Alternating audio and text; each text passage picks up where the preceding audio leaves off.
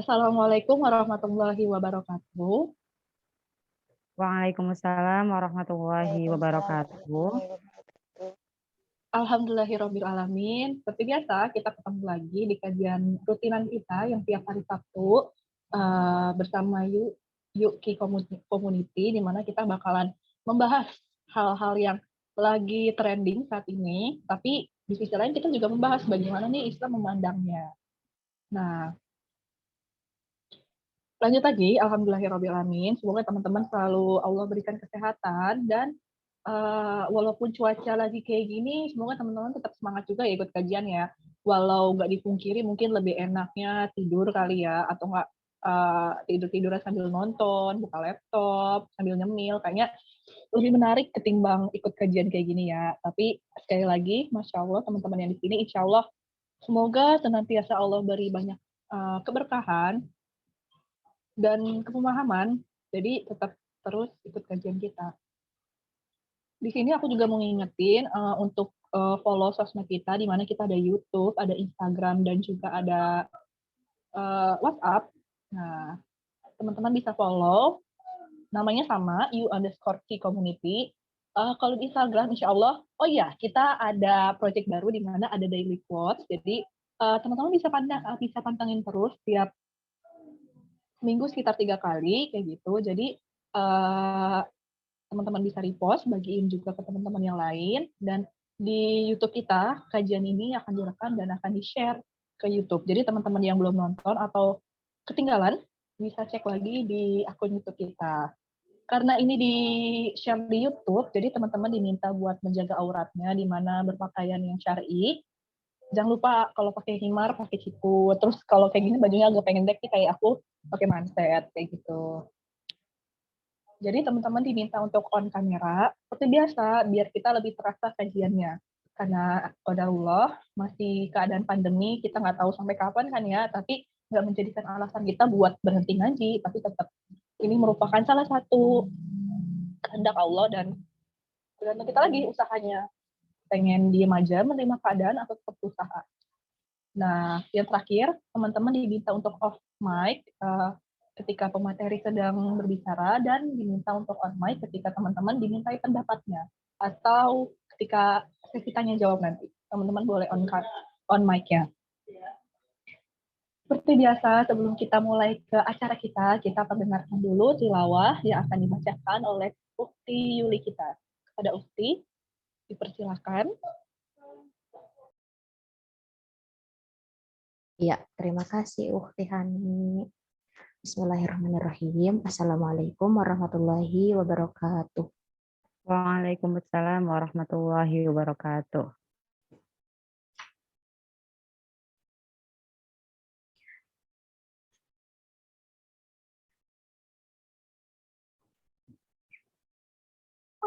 A'udzu billahi minasyaitonir rajim.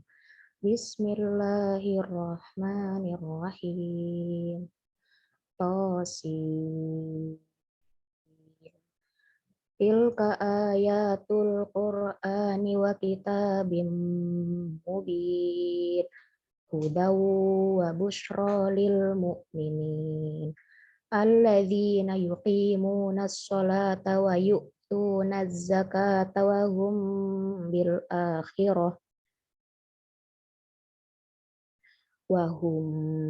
akhirati hum yuqinun. Innal ladzina la yu'minuna bil akhirati zayyana lahum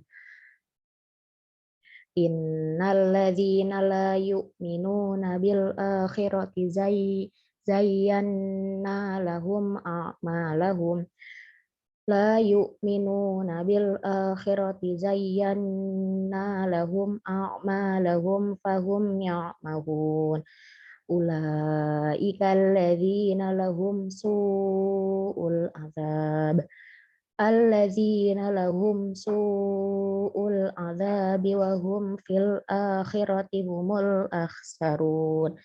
Shadaqallahul azim. Artinya, Tosin.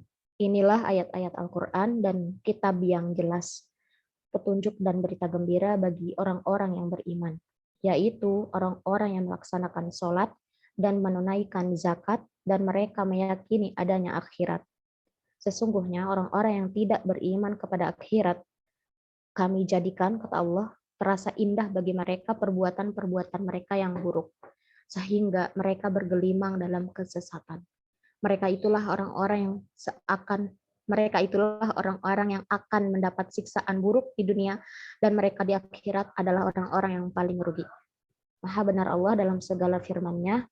Quran Surat An-Naml ayat 1-5. Wassalamualaikum warahmatullahi wabarakatuh.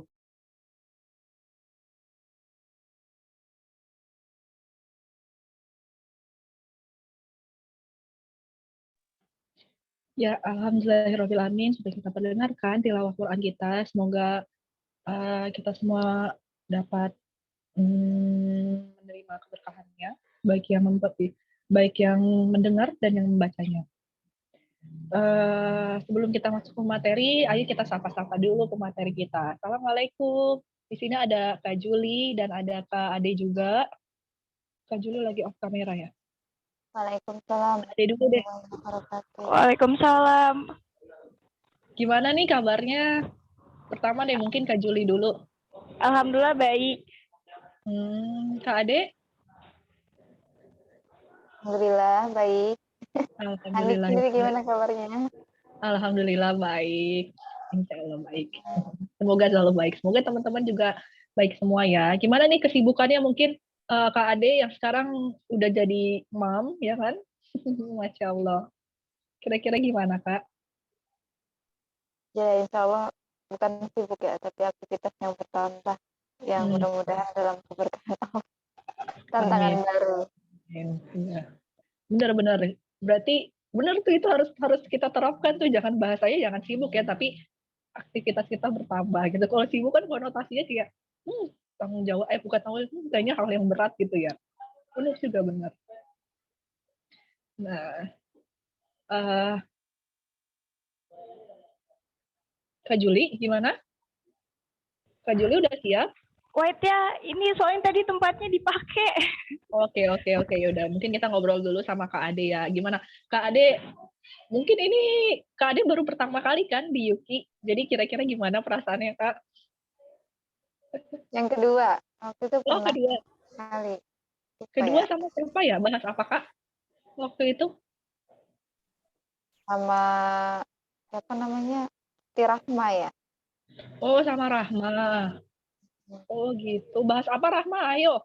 Kamu loh yang jadi pematerinya. Jangan sampai lupa nih. Partnernya Kak Ade. Ini ada. Lupa.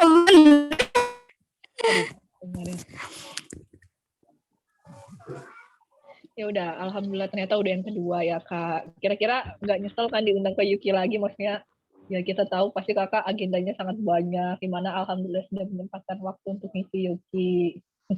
Ya insya Allah. Mudah-mudahan bisa bukan ngisi tapi belajar sama-sama belajar sama teman-teman semua dari kita belajar bareng-bareng di sini benar-benar banget. Gitu. Kak Juli gimana nih? Gimana? Alhamdulillah udah nyari tempat. Afwan ya, soalnya lagi tadi di musola, terus anak-anak udah pada keluar semua, lagi latihan. Alhamdulillah dapat tempat. Mohon maaf ya. Nggak apa-apa. Semoga selalu dimudahkan. Alhamdulillah ya. Di sini ya, insya Allah di sini teman-teman juga udah lumayan banyak yang udah berkumpul. Mungkin kita review dikit dulu nih. Kita tema hari ini, kita udah masuk Gen Z Talk yang ke-31. Masya Allah, udah hampir setahun mungkin ya. Ya ampun, Yuki udah rekaman yang ke-31 kali. Entah harusnya bisa terus ya kita ya. Entah nanti ke 100, ke episode berapa. Amin, kayak gitu. Sekarang kita mau bahas tentang realita Permendikbud nomor 30 tahun 2021. Seperti yang kita ketahui nih, ini merupakan salah satu undang-undang yang mungkin terbaru ya, bisa kita sebut masih baru gitu, di mana membahas titik tumpunya ada di bidang kependidikan. Mungkin teman-teman udah tahu beritanya sekarang lagi yang lagi beredar luas di luaran sana. Mungkin kita langsung masuk aja ke pembahasan pertama kali ya. Kak Juli udah siap? Gimana? Kira-kira udah nih, keadaannya udah oke? Insya Allah sudah. Lu Sudah. gimana? Operator Kak Aski udah bisa ditayangin PPT-nya? Oke, siap. Ya. Mungkin. Kira-kira nih aku mau nanya dulu deh sebelum PPT yang disiapin. Kira-kira menurut Kak Juli seberapa penting sih kita harus tahu masalah ini gitu loh? Kan mungkin di sini teman-teman ada yang mungkin udah lulus kuliah ya, atau enggak seperti Kak Juli yang Masya Allah baru aja menggelar sarjananya, habis Masya Allah. Kira-kira Iya. mungkin masih penting nggak sih gitu? Apa ya udah cukup teman-teman kita aja yang mahasiswa-mahasiswa yang tahu, yang menyuarakan, atau mungkin kayak teman-teman kita yang udah jadi ibu kayak Kak Ade, Kak Yuli, kira-kira masih pantas nggak sih? Bukan pantas ya, maksudnya tetap boleh nggak sih bahas kayak gini, kayak gitu? Coba Kak. Oh ya, Bismillahirrahmanirrahim. Jazakillah khair atas pertanyaannya. Masya Allah ya, maksudnya tadi juga sempat dibilang baru saja gelar sarjana. Masya Allah. Kalau misalnya pertanyaannya seperti itu, penting atau enggak, itu sebenarnya penting. Karena kenapa? Karena ini berkaitan dengan dunia pendidikan, di mana peraturan ini tuh bukan hanya untuk di kalangan mahasiswa. Ya mungkin memang terfokus ke kalangan mahasiswa, tapi kan yang namanya jenjang pendidikan itu bukan hanya di kampus ya, gitu, bukan hanya di kampus. Bahkan ini pun nanti akan ada efeknya untuk jenjang yang seperti SD dan yang lainnya gitu. Karena memang ya jelas banget ini penting untuk kita sebagai pelajar gitu, ataupun penting untuk ibu-ibu di luar sana yang memang harus menjaga anaknya banget. Karena fakta dan realita Permendikbud nomor 30 tahun 2021 ini luar biasa. Kalau kita teliti lebih dalam lagi. Gitu Luar sih. Oh, Ya. apa ya, makanya maksudnya ini luar biasa ya, buktinya sampai diangkat jadi pembahasan di UK. Iya. Ya ngapain kita bahas ya kan? Betul. Luar biasa. Berarti seperti yang udah Kak Juli sampaikan tuh, berarti ini penting banget. Coba kita dengerin menurut Kak Ade, kira-kira seberapa penting Kak? Kan mungkin ini pandangannya beda kan, ini kan sudah fasenya sudah berbeda. Kak Ade mungkin punya pandangan lain, seberapa pentingnya Kak? Ya, kalau untuk dikatakan penting untuk mahasiswa sendiri ya mereka berperan sebagai mahasiswa ya, dan mereka yang mengalami di lapangan gitu. Dan kalau untuk kalangan ibu-ibu ya, kayak misalkan aku gitu ya, ada juga ibu-ibu yang aku sendiri masih status mahasiswa ya gitu, dan mahasiswa yang ibu-ibu yang lain pun yang memang statusnya juga sudah bukan mahasiswa ya, tadi akan berpengaruh kepada pendidikan anaknya gitu. Jadi karena kan anaknya juga akan mengalami jenjang pendidikan yang selanjutnya seperti itu gitu kan, dan sampai kepada perkuliahan bisa jadi, dan itu sangat penting gitu karena itu akan mempengaruhi aktivitas anaknya ya yang ada di kampus nanti. Berarti pada intinya semuanya saling bersinggungan ya Kak, bukan mentang-mentang undang-undang ini untuk strata tertinggi aja, jadi yang lainnya mah ya udah terserah gitu. Oke. Mungkin kita bisa langsung masuk Kak pembahasan pertama ya, Kak Juli bisa dimulai. Ya, siap, insya Allah. Ya, langsung dimulai. Iya Kak, PPT-nya juga udah keluar Kak. Oh ya, baik. Terima kasih. Syukran atas MC-nya. Ya, Assalamualaikum warahmatullahi wabarakatuh. Waalaikumsalam warahmatullahi wabarakatuh. Ini suaranya jelas atau kurang besar atau gimana? Jelas, alhamdulillah. Nanti kalau keputus tolong dibilangin ya. Ya, Kak. Alhamdulillahirrabbilalamin. Selamat siang semuanya. Alhamdulillah kita dapat berkumpul di majelis via online ini ya. Walaupun memang belum bertatap muka secara langsung, tapi semoga apa yang kita kaji dan kita berada di sini tetap Allah catat sebagai amal solih ya.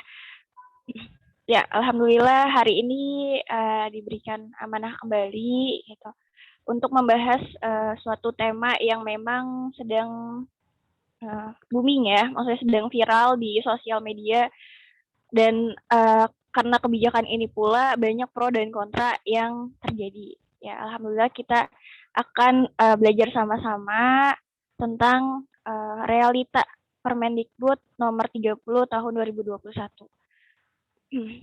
Boleh dilanjut ya. Permendikbud Undang-Undang Kemendikbud nomor 30 tahun 2021 yang banyak menghasilkan pro dan kontra. Itu kalau misalnya dilihat dari tujuan dan isi Undang-Undang Kemendikbud nomor 30 tahun 2021 bisa dilihat sebagai berikut. Tujuannya itu sebagai pedoman bagi perguruan tinggi untuk mengambil tindakan pencegahan dan kekerasan seksual pelaksanaan tridharma di dalam atau di luar kampus. Yang kedua, tujuan dibuatnya undang-undang ini adalah untuk menumbuhkan kehidupan kampus yang manusiawi, bermartabat, secara inklusif, kolaboratif, serta dampak kekerasan di antara mahasiswa pendidik, tenaga pendidikan, dan warga kampus di perguruan tinggi. Ini merupakan tujuan dibuatnya Undang-Undang Kemendikbud nomor 30 tahun 2021. Sedangkan isi Undang-Undang Kemendikbud nomor 30 tahun 2021 adalah sebagai berikut. Teman-teman kelihatan nggak? Bisa. Ya mudah-mudahan kelihatan, bisa dibaca, bisa dilihat di sini. Pasal 5 ini banyak pro dan kontra di tengah-tengah masyarakat. Kenapa? Karena di sini salah satunya pasal 5 yang B ya, memperlihatkan alat kelamin dengan sengaja tanpa persetujuan korban. Terus kayak gini kalau yang mengirimkan pesan kepada korban meskipun sudah dilarang korban. Yang F, tanpa persetujuan korban. Nah, persetujuan korban ini maknanya itu luas ya, maksudnya tanpa persetujuan korban. Jadi banyak yang pro dan kontra dengan kata ini, tanpa persetujuan korban. Kita harus pahami dari makna ini sebenarnya itu benar untuk melindungi atau melegalkan sebuah perzinahan gitu, karena makna kata persetujuan korban itu kan luas gitu. Makna kata persetujuan korban itu, tanpa persetujuan korban itu luas. Boleh dilanjut.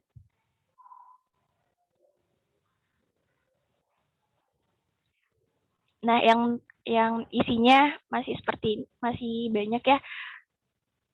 Bisa dilihat di sini gitu.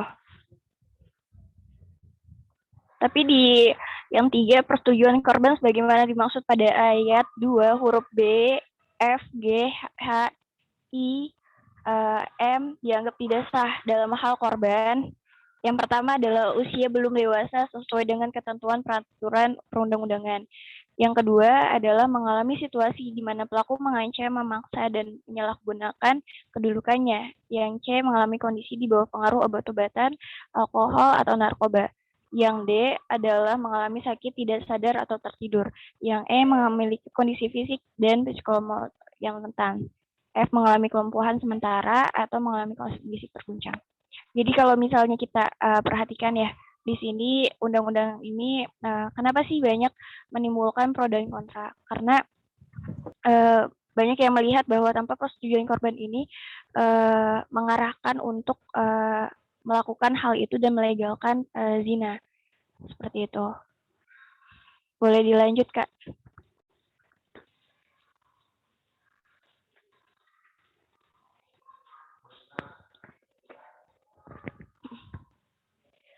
Terkait dengan undang-undang yang tadi gitu, Permendikbud nomor 30 tahun 2021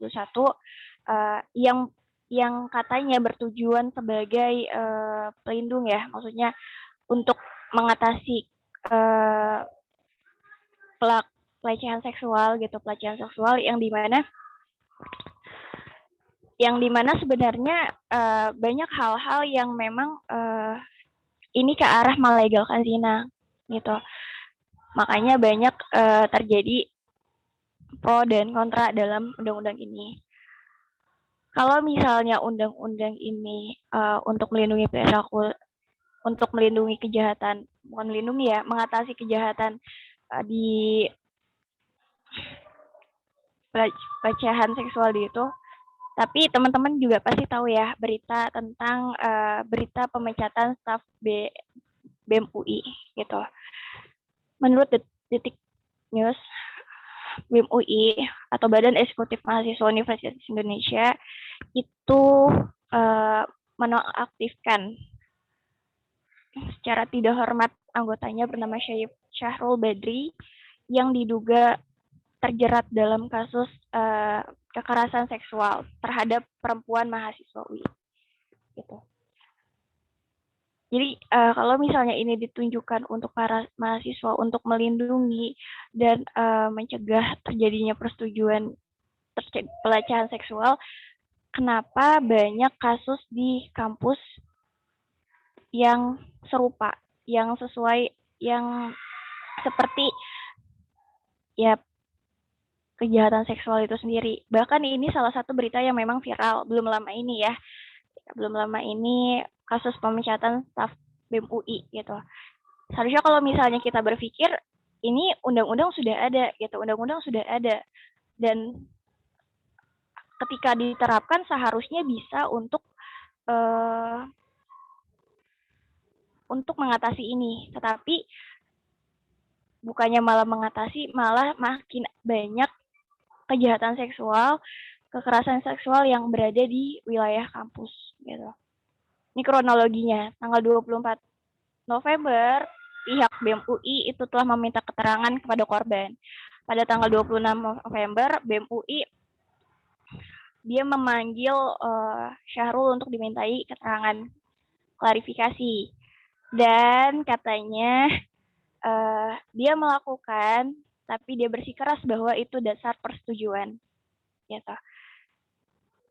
Tanggal 28 November lanjut klarifikasi, tetapi Syahrul tidak hadir. Tanggal 29 November juga Syahrul tetap tidak hadir. Inilah kenapa kita khawatir ketika memang Undang-Undang Kemendikbud nomor 30 tahun 2021 ini dibiarkan, bahkan diterapkan, akan melegalkan zina seperti ini. Gitu. Yang tanpa persetujuan korban itu bisa dilakukan. Ya otomatis ini melegalkan zina. Seperti itu. Boleh dilanjut, Kak? Wah. Ya. Ini ada aturan terkait dengan hubungan seksual yang berada dalam Amerika Serikat itu sendiri. Gitu. Jadi bukan hanya Indonesia yang memang menerapkan aturan untuk penyelesaian kasus kekerasan seksual, tetapi ada di Amerika Serikat terkait dengan hal ini juga. Sebenarnya ada 9 aturan, tapi yang diambil di sini adalah 5 gitu. Teman-teman bisa baca bahwa 5 yang diambil di sini yaitu hukum kuno Michigan, ilegal untuk merayu seorang di Jersey, tidak dapat menikah di Nebraska jika salah satu pasangan mengidap penyakit menular seksual. Di Carolina Utara, tinggal dengan pasangan jika pasangan belum menikah adalah ilegal. Di Carolina Selatan, janji pernikahan palsu bisa membuat seseorang masuk penjara. Jadi aturan-aturan ini dibuat untuk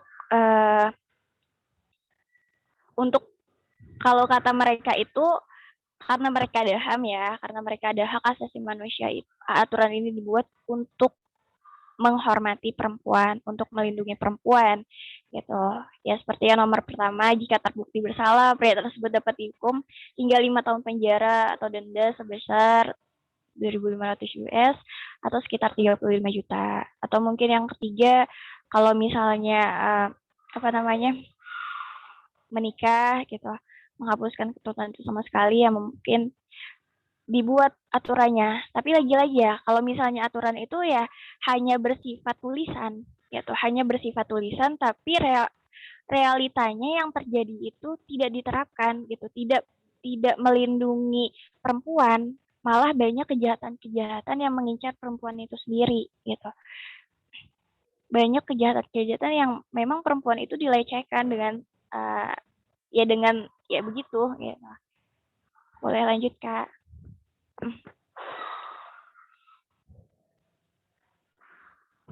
Nah, yang jadi pertanyaan kita adalah efektifkah penerapan dari aturan-aturan yang memang sudah dibuat oleh manusia gitu terhadap untuk melindungi kehormatan perempuan, untuk menjaga perempuan dari pelaku kejahatan seksual itu sendiri. Sedangkan di sini banyak data yang memang kalau teman-teman cari itu banyak. Di sini hanya 3 contoh yang saya ambil. Banyak sebenarnya kejahatan kepada perempuan, bukan hanya di Indonesia ya, gitu, tapi di luar negeri, gitu. Di luar negeri banyak sekali kejahatan yang memang mengincar perempuan, gitu. Yang pertama, menurut BPJNWES, 17 November 2020 itu pelecehan seksual di AS, skandal terbesar dalam sejarah, hampir 1.000 orang menjadi korban dan tuntut ganti rugi. Tapi ketika memang dia melaporkan, itu kasusnya nggak langsung diusut gitu, nggak langsung ditangani gitu. Ketika memang perempuan itu terlecehkan gitu, itu kasusnya nggak langsung ditangani gitu, karena ya kita tahu bahwa aturan yang dibuat itu sebenarnya bukan untuk melindungi kita gitu. Aturan yang dibuat ya hanya sekedar tulisan gitu, bukan untuk diaplikasikan dalam kehidupan sehari-hari, bukan diaplikasikan untuk melindungi perempuan, bukan gitu. Yang kedua, menurut BPJNWES itu pada tanggal 19 Januari 2020 itu pelecehan seksual di Universitas Inggris tidak teratasi karena prosedur yang lemah. 3 mahasiswi melapor bahwa mereka diperkosa. Seorang diantaranya digigit hingga memar oleh sesama mahasiswa dan pelaku bisa melenggang bebas. Secara akal sehat kita ya, sebuah kampus yang seharusnya memang menjadi tempat untuk menuntut ilmu gitu, untuk jadi tempat kita belajar, kan seharusnya kita tenang ya, tapi enggak gitu. Ini contohnya di Inggris. Ada 3 orang mahasiswa yang ketika memang dia dilecehkan dan dia melapor gitu, itu nggak diusut gitu, bahkan hanya didiamkan. Dan pelaku yang melakukan hal itu ya bebas gitu, melenggang bebas dia kemana-mana, nggak ada efek jera untuk pelaku gitu kan. Ini kalau kayak gini ya sebenarnya siapa yang dirugikan kan gitu.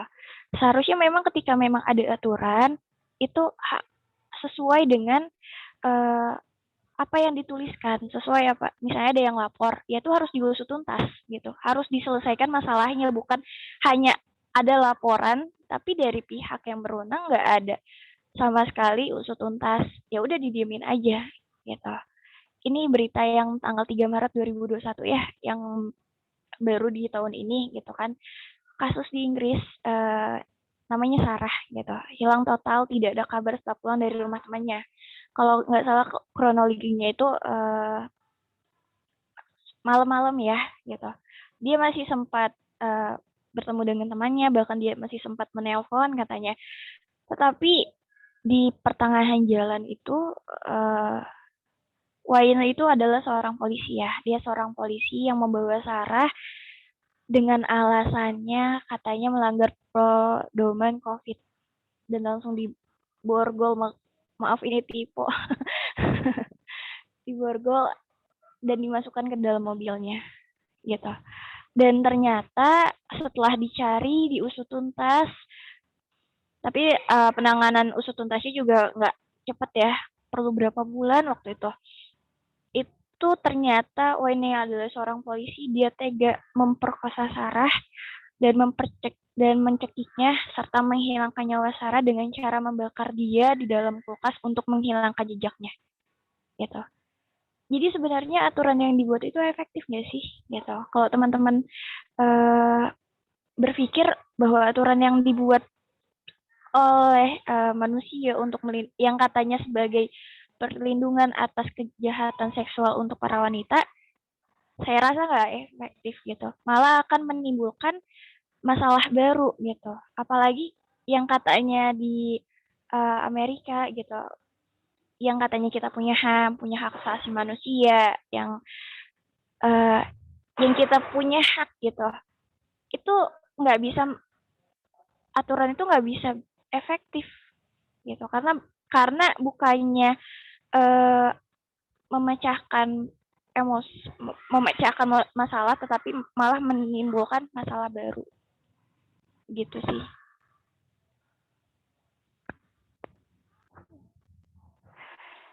Kalau misalnya dari aku sih itu ya, jadi nggak ada keefektifan sama sekali dari aturan yang memang dibuat oleh manusia itu sendiri. Kenapa? Karena memang manusia kan terbatas segala hal tentang sesuatunya. Jadi ketika buat aturan untuk memecahkan masalah, bukan masalahnya yang selesai, malah nambah masalah baru. Gitu. Jadi masalah terus ada tanpa ada penyelesaian. Boleh dilanjut, Kak?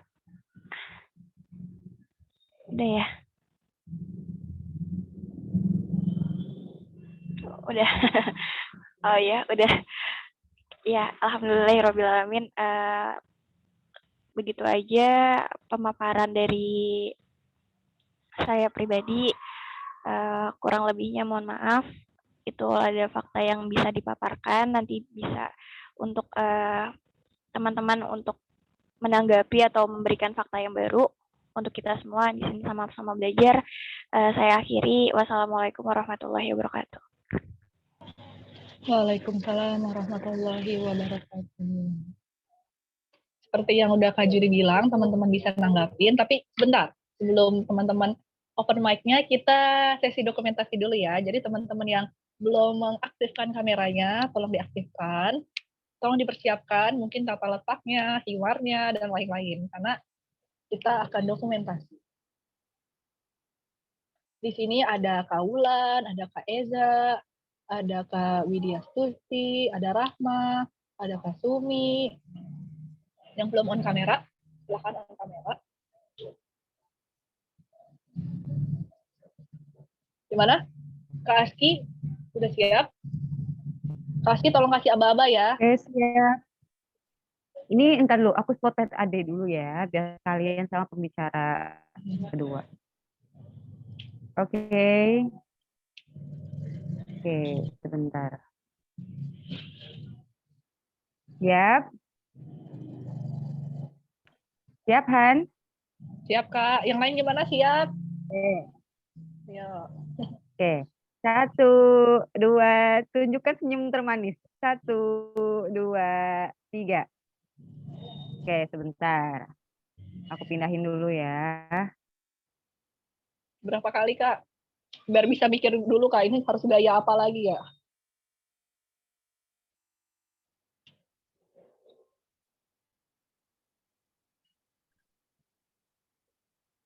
Oke, sekarang yang semua ya. Gaya apa aja deh, yang penting jangan jungkir balik depan kamera.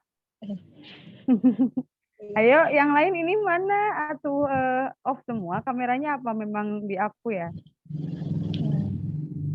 Widi, Rahma, Kak Wulan, dan Kak Eza, silakan di-on-kan dulu kameranya. Kalau enggak, kita foto seadanya ya. Oke, siapkan senyum terbaik. 1, 2, 3. Oke, mau satu lagi? Satu lagi. Oke, apa gayanya nih? Gaya apa? Gaya bebas? Ya, Takbir? gaya bebas silakan. Gaya bebas. Boleh lah gaya bebas. Oke, bentar. biasa. Atur cahaya dulu biar kelihatan. Iya, iya. Oke, Aku bisa. 1, 2. Udah siap? 1, 2, 3. Oke, dan Oke, makasih teman-teman yang udah on kamera. Jadi kan kelihatan kan nih wajah-wajahnya ini. Yang Masya Allah ini siapa aja yang ikut ya? Maksudnya udah berapa kali, kita udah 31 kali. Masa nggak tahu kan ini wajahnya gimana? Ibarat kalau kita ketemu langsung gitu loh. Kalau ketemu di majelis kan, kita nggak tahu duduk yang sebelah kita gitu. Kayak, ya ampun sayang banget kan. Dimana kan tujuan kita masuk ke majelis ilmu itu kan bukan cuma mendengarkan pembicaranya dan menerima apa namanya pembelajarannya, tapi harus diambil juga nih kesempatan teman-teman biar saling mengenal. Mungkin setelah ini nggak nyangka kan tiba-tiba kan nih kayak aku sama Kak Yuli, ya ampun kita rumahnya ternyata deket banget ya. Ceritanya nih misalnya aku nggak kenal Kak Yuli kan nggak pernah lihat mukanya ya bisa aja kan, cuma karena kita buka on kamera dan mungkin ternyata menyambung silaturahmi setelah di luar kajian ya bisa menambah teman baru, di mana insya Allah teman-teman itu yang membersamai dalam ketaatan. Oke, kita sekarang lanjut lagi. Yang tadi udah Kak Juli bahas nih, aku udah buat poinnya nih. Pertama, ini menurut aku ya, teman-teman yang mau berpendapat silahkan disiapkan, bisa on kamera. Dari aku dulu ya Kak. Pertama itu, Kakak bahas tentang kata-kata persetujuan. Bener banget sih kata Kak Juli kan, persetujuan itu ya artinya itu luas gitu. Malah bukan luas Kak, mungkin kesannya mungkin ambigu kali ya Kak, lebih tepatnya gitu. Dimana kayak gini loh, persetujuan itu kan merupakan bagian dari persetujuan itu kata sifat mungkin kali ya, apa gimana ya. Nah, sebelum proses kata setuju itu ya pasti ada hal di baliknya kan. Mungkin aja bisa awalnya dia itu nggak setuju, tapi dipaksa terus lama-lama setuju. Bisa aja kan kayak gitu. Tapi nanti pas dihukumi dengan undang-undang, ya undang-undang itu nggak berlaku karena dia sudah mungkin kita nggak tahu di balik itu mungkin dia udah diancam apa gimana. Jadi dinyatakan setuju sama setuju. Jadi gimana ya? Yang kayak Kak Juli bilang tadi, maksudnya ya ini untuk melindungi atau melegalkan kayak gitu. Mungkin teman-teman bisa bantu kasih pendapat di mana Kak Juli tadi nanya kan, dari tadi nanya kira-kira pihak mana nih yang diuntungkan? Apa kita sebagai apa namanya mahasiswa yang berada di kampus, ataukah dosennya, ataukah staf-staf yang lain, ataukah yang di luarnya? Nah, itu masih jadi tanda tanya. Yang kedua, waktu itu yang udah tadi Kak Juli jelasin kan, yang pertama Kak Juli itu bilang udah banyak nih negara-negara lain yang mungkin mengadopsi kali ya Kak. Mungkin kita kan nggak tahu ya undang-undang nomor undang-undangnya pasti nggak sama dan masuknya nggak sama persis gitu. Di mana yang kayak sekelas negara-negara yang udah maju gitu. Sedangkan kita apa sih negeri berflower kan ya Kak. Maksudnya ya apa-apa tuh masih mengekspor gitu loh. Entah baik dari segi ekonominya, ekonomi, sosial, apalagi pendidikan kan. Ya yang notabene negara-negara maju aja ketika apa namanya menerapkan aturan ini kan yang kayak Kak Juli bilang kan, yang berita terakhir itu sebenarnya horor banget sih Kak. Aku juga baru tahu kalau dia itu sampai sampai dimasukin dalam kulkas kayak ini mah psikopat ya nggak sih? Nggak kebayang ya maksudnya ketika ada undang-undang tersebut ya yang terjadi itu bukannya menghindari atau mengurangi gitu, tapi ya malah bertambah, malah semakin membuka tabir-tabir yang lain yang kita bahkan yang sebelumnya kita nggak tahu, ya mereka semua keluar gitu, keluar ke permukaan. Itu yang terakhir nih, undang-undang ini kan titik tumpunya itu kan berada di kampus ya. Mungkin statement ini teman-teman udah bisa temui di luar sana, di mana orang-orang tuh udah beranggapan kan, dia bagi pihak yang nggak pro sama undang-undang ini ya, mereka kan menyatakan kurang lebih kampus itu kan jenjang pendidikan yang paling tinggi ya kan. Jadi sangat disayangkan gitu. Undang-undang ini diterapkan kepada tempat yang notabene itu harusnya tidak menjadikan hal-hal yang mungkin ya baik perzinahan maupun disetujui maupun tidak, tapi terjadi di daerah yang isinya tuh orang-orang terpelajar, mungkin bahasanya seperti itu ya, bisa kita sebut seperti itu. Jadi ya sangat disayangkan di mana tempat belajar tapi dilegalkan untuk hal-hal yang seperti itu. Kira-kira gimana Kak Juli? Mungkin ada tambahan yang ingin dipertegas? Teman-teman yang lain juga ditunggu pendapatnya mungkin. Apa mau ditunjuk aja kali ini ya Kak? Mungkin Kak Juli mau nunjuk peserta biar bersuara. Hani aja. Jangan aku yang nunjuk. Kenapa Kak? Nggak apa-apa Kak. Jangan. Nggak sih, cuman mau mempertegas aja ya, memang ini memang ditunjukkan kepada instansi kampus ya, instansi kampus yang memang itu banyak para dosen, gitu, staf, mahasiswa dan segala macam gitu. Yang kita tahu bahwa memang di kampus itu pergaulannya luar biasa ya, pergaulannya luar biasa dan apa ya? Jadi pertanyaan juga sih yang tadi Hani sampaikan, ini sebenarnya menguntungkan kepada siapa gitu. Seperti itu. Ayo, di sini ada siapa? Ada Kak Yuli, ada Rahma, ada Kak Sumi, ada Kak Widi, ada Kak Eza, ada Vera, ada Kak Anes, ada Kak Wulan, ya ampun. Jadi absen kan satu-satu. Ayo, kira-kira siapa? Mau dengar suara Kak Eza dong? Ya, ayo Kak Eza silahkan. Dimintai langsung. Mungkin Kak Eza dari pendapatnya sudah memberikan jawaban kepada kita, kira-kira siapa, pihak mana yang diuntungkan.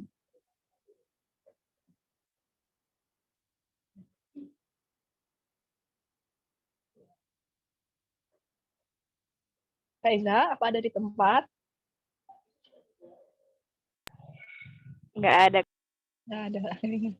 Mungkin yang lain deh. Jangan Kak Eza. Mungkin Kak Yuli. Gimana Kak Yuli? Apa bisa memberikan pendapat? Gimana keadaannya di sana? Kondusif tidak? Untuk on mic?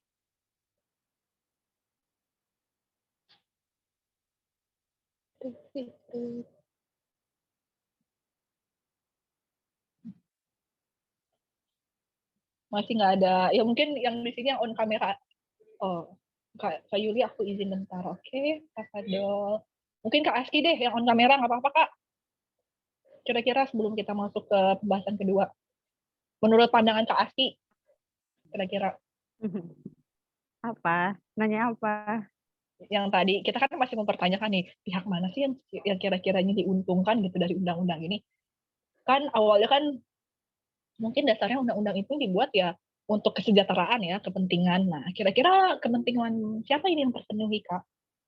Kira-kira menurut Kakak gimana? Ini berdasarkan pendapat aku pribadi ya, berdasarkan pengamatan yang aku amati saja gitu. Karena memang aku sendiri juga belum mencari data yang luas gitu kan. Kalau misalkan menurut data itu kan berarti harus melakukan penelitian yang luas juga ya. Kalau kita amati gitu ya, sebelum undang-undang ini pun khususnya di negara Indonesia ya, sebelum ada undang-undang ini pun, kalau kita lihat iklan di TV, kalau kita lihat iklan di TV gitu ya, apapun iklannya pasti objek yang digunakan adalah wanita kan. Kita contoh iklan mobil, pasti yang digunakan siapa? Wanita kan ya, di iklannya itu dealernya wanita gitu ya, dealer yang menyajikan gitu. Kemudian iklan rokok gitu kan ya, walaupun iklan rokok itu konteksnya adalah kebanyakan laki-laki di Indonesia, tetapi pasti memunculkan wanita di situ kan. Nah itu kan berarti kita lihat bahwa ini sebenarnya ada hubungannya dengan narasi kesetaraan gender gitu ya, maksudnya antara laki-laki dan perempuan itu sama. Akhirnya perempuan pun bisa bekerja apapun gitu ya, kalau kita lihat seperti itu, tidak pilih-pilih gitu. Kemudian, nah pihak siapa yang diuntungkan? Otomatis kalau dalam sistem kapitalis berarti sistem kapitalis dong yang diuntungkan. Kenapa? Otomatis kan mereka yang pemilik modal. Kemudian mereka tidak akan susah untuk mencari kandidat gitu ya, kandidat. Udah gitu kan kalau perempuan itu terkenalnya apa nih? Kalau di dunia teknik ya, kalau anak-anak teknik itu kenapa sih yang kerja di QC atau yang bagian quality control terus pilih-pilih barang itu kebanyakan perempuan. Kalau yang laki-laki itu kan biasanya di alat ya. Kebanyakan perempuan, kenapa? Karena kan perempuan itu terkenalnya ulet ya, Iya, ulet jeli gitu ya, beda dengan laki-laki. Kemudian perempuan tuh mau dibayar murah gitu, iya. karena dia ngerasa butuh uang gitu. Berbeda dengan laki-laki. Kenapa sih perempuan itu mau dibayar murah?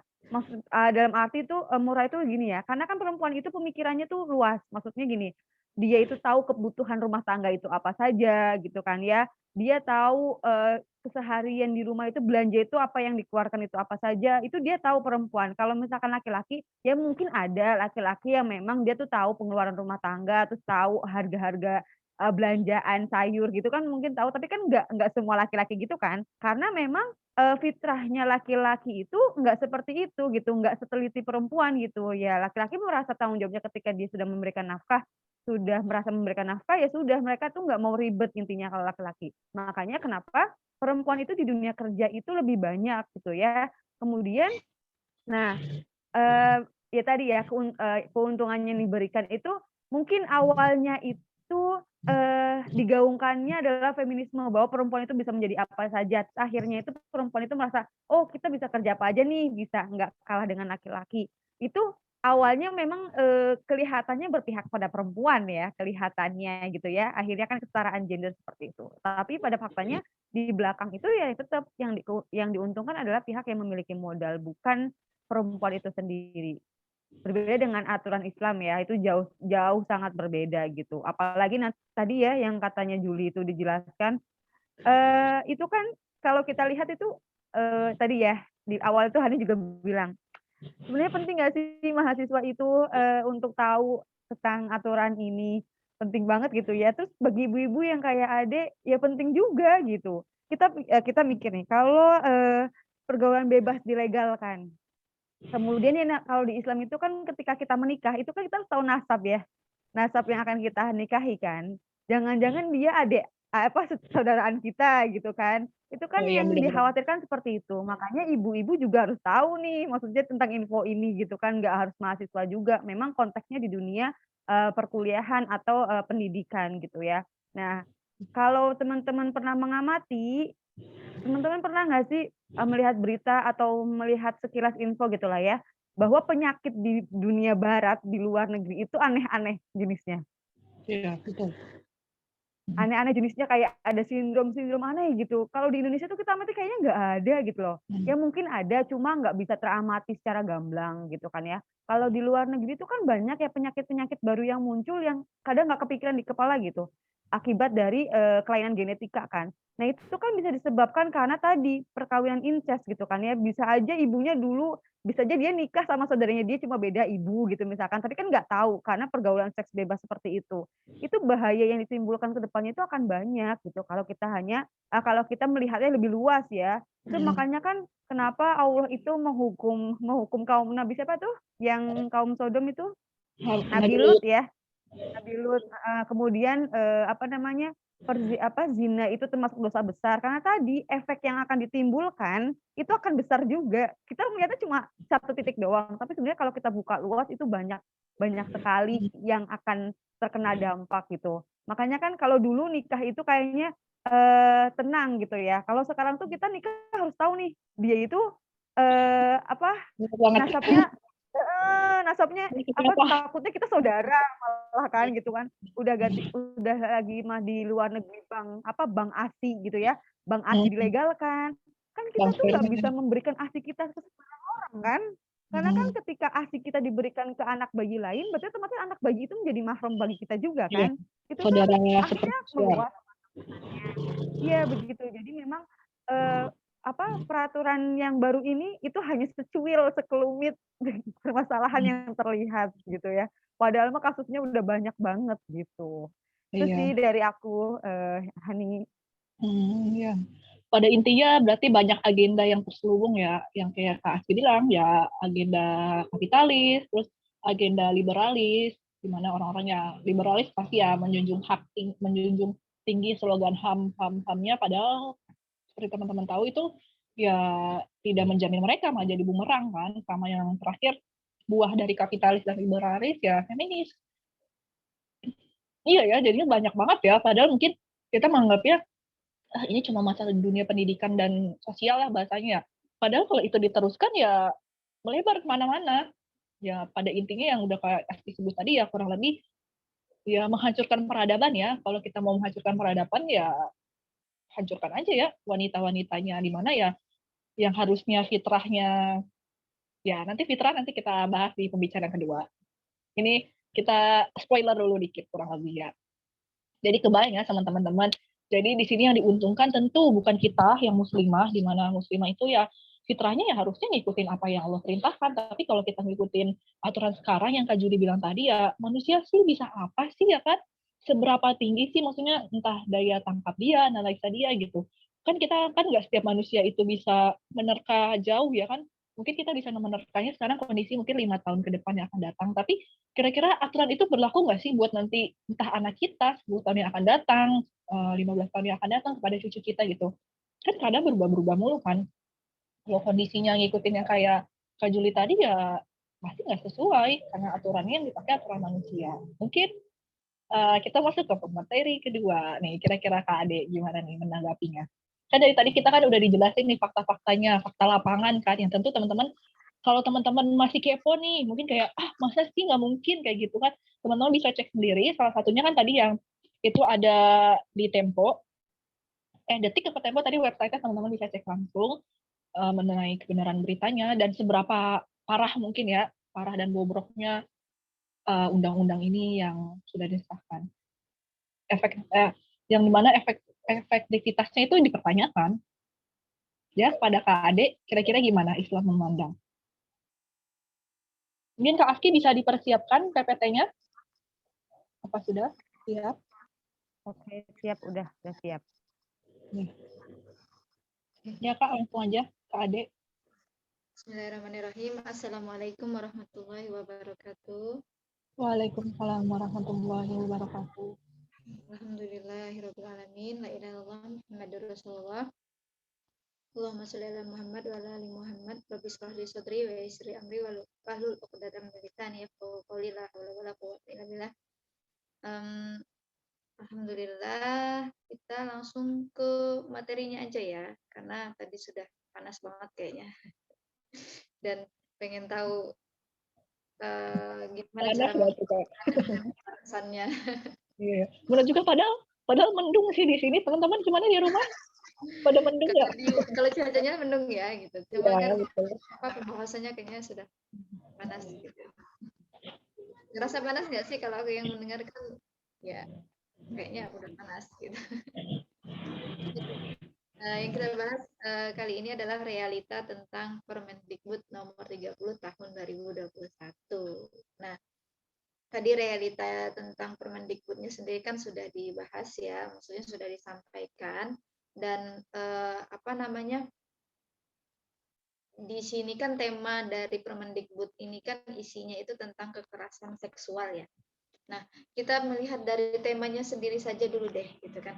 Kalau melihat dari temanya itu kekerasan seksual, oke seksual sebuah tindakan ya. Kalau yang dinamakan kekerasan itu kalau kita merujuk kepada Kamus Besar Bahasa Indonesia (KBBI) ya, kurang lebihnya maksud dari kekerasan itu adalah sebuah aktivitas atau tindakan yang dimana itu ada unsur paksaan di sana, gitu. Nah, itu yang namanya kekerasan. Maaf ya kalau ada suara bayi-bayi. Nah, itu yang dinamakan unsur kekerasan gitu. Yang dinamakan kalimat dari kekerasan itu. Nah, kalau melihat dari kalimat kata kekerasan sendiri, karena tadi unsur paksaan artinya itu sebuah masalah seksual yang dimana itu terjadi kepada bisa jadi laki-laki gitu atau bisa jadi kepada perempuan, tapi kan pada faktanya kebanyakan kepada perempuan yang itu ada unsur paksaan di sana gitu kan. Tadi terus kalimatnya kalau tidak ada paksaan bagaimana gitu ya kan. Nah, artinya di situ karena tadi dibahas juga ya sama Kak Julia, sama Kak Hanifah, sama Kak Aski gitu ya, bahwa permasalahan seksual permasalahan terjadi dari hubungan seksual itu gitu ya, itu sebenarnya banyak gitu ya kan. Nah, artinya banyak cabangnya, bukan hanya sekedar dari kekerasan karena dia dipaksa aja gitu kan. Berarti ini sebuah permasalahan yang di sini tuh membahas Permendikbud nomor 30 tahun 2021 ini bisa kita lihat bahwa ini tuh sebuah sebuah tindakan atau aktivitas membuat undang-undang yang bisa dikatakan mengecilkan permasalahan dari setiap permasalahan seksualitas yang ada gitu. Jadi kayak misalkan permasalahan yang dialami perempuan lah ya, karena kan kebanyakan kepada perempuan. Padahal masalah perempuan itu sebenarnya bukan hanya sekedar ketika dia dipaksa untuk ketika para wanita di negara ini dipaksa untuk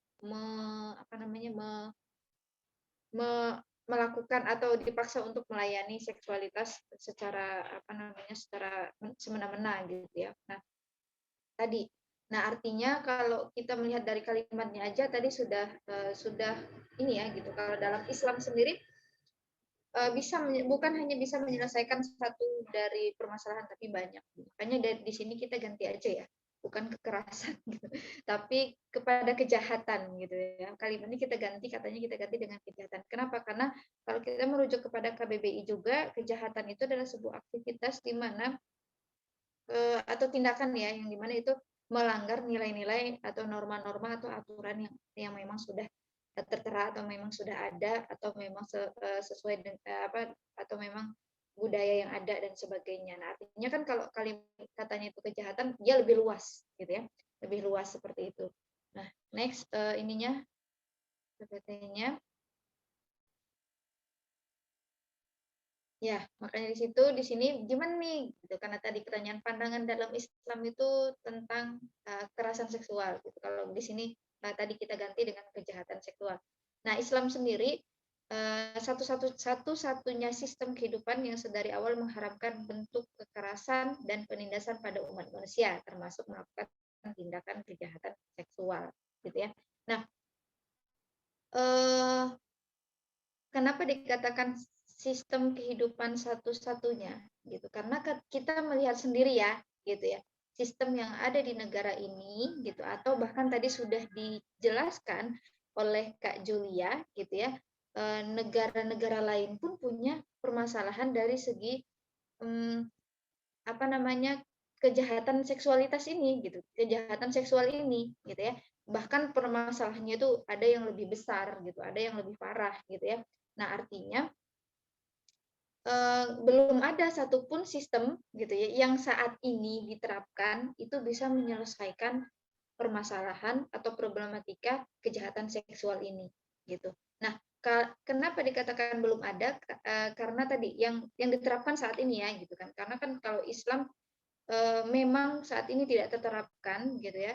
Dan jauh 1400 tahun yang 400 tahun yang lalu memang sudah diterapkan. Nanti kita akan membahas bagaimana Islam menyelesaikan jauh dari sebelum saat ini gitu ya kan, menyelesaikan kejahatan seksual ini gitu ya. Nah, artinya dengan sangat pede gitu Islam mengatakan satu-satunya sistem. Kenapa? Karena memang nanti akan kita bahas sudah terbukti gitu Islam itu bisa menyelesaikan permasalahan kejahatan seksual yang terjadi gitu ya, yang terjadi saat ini sebenarnya bisa diselesaikan karena jauh sebelum yang terjadi saat ini sudah ada juga permasalahan tentang seksual ini gitu ya kan, seperti tadi yang dikatakan oleh Kak Askit, kaum Nabi Lut gitu ya, karena itu pernah terjadi gitu tentang kejahatan seksual atau penyimpangan seksual seperti itu, dan itu bisa terselesaikan oleh Islam gitu ya. Next, lanjut ya. Nah, di sini kita bisa merujuk kepada dalil surah An-Nur ya. Kenapa kita merujuk kepada dalil Al-Quran ya tadi, karena ini pandangan menurut Islam ya, bukan menurut logika manusia seperti yang undang-undang ini sendiri dibuat, ini menurut logika gitu kan. Kenapa dikatakan menurut logika? Karena siapa ketua Permendikbudnya sendiri, Pak Nadiem Makarim ya. Pak Nadiem Makarim itu sendiri mengatakan, ya saya membuat peraturan ini karena saya melihat atau meriset setiap permasalahan yang ada gitu bersama tim gitu ya. Dan itu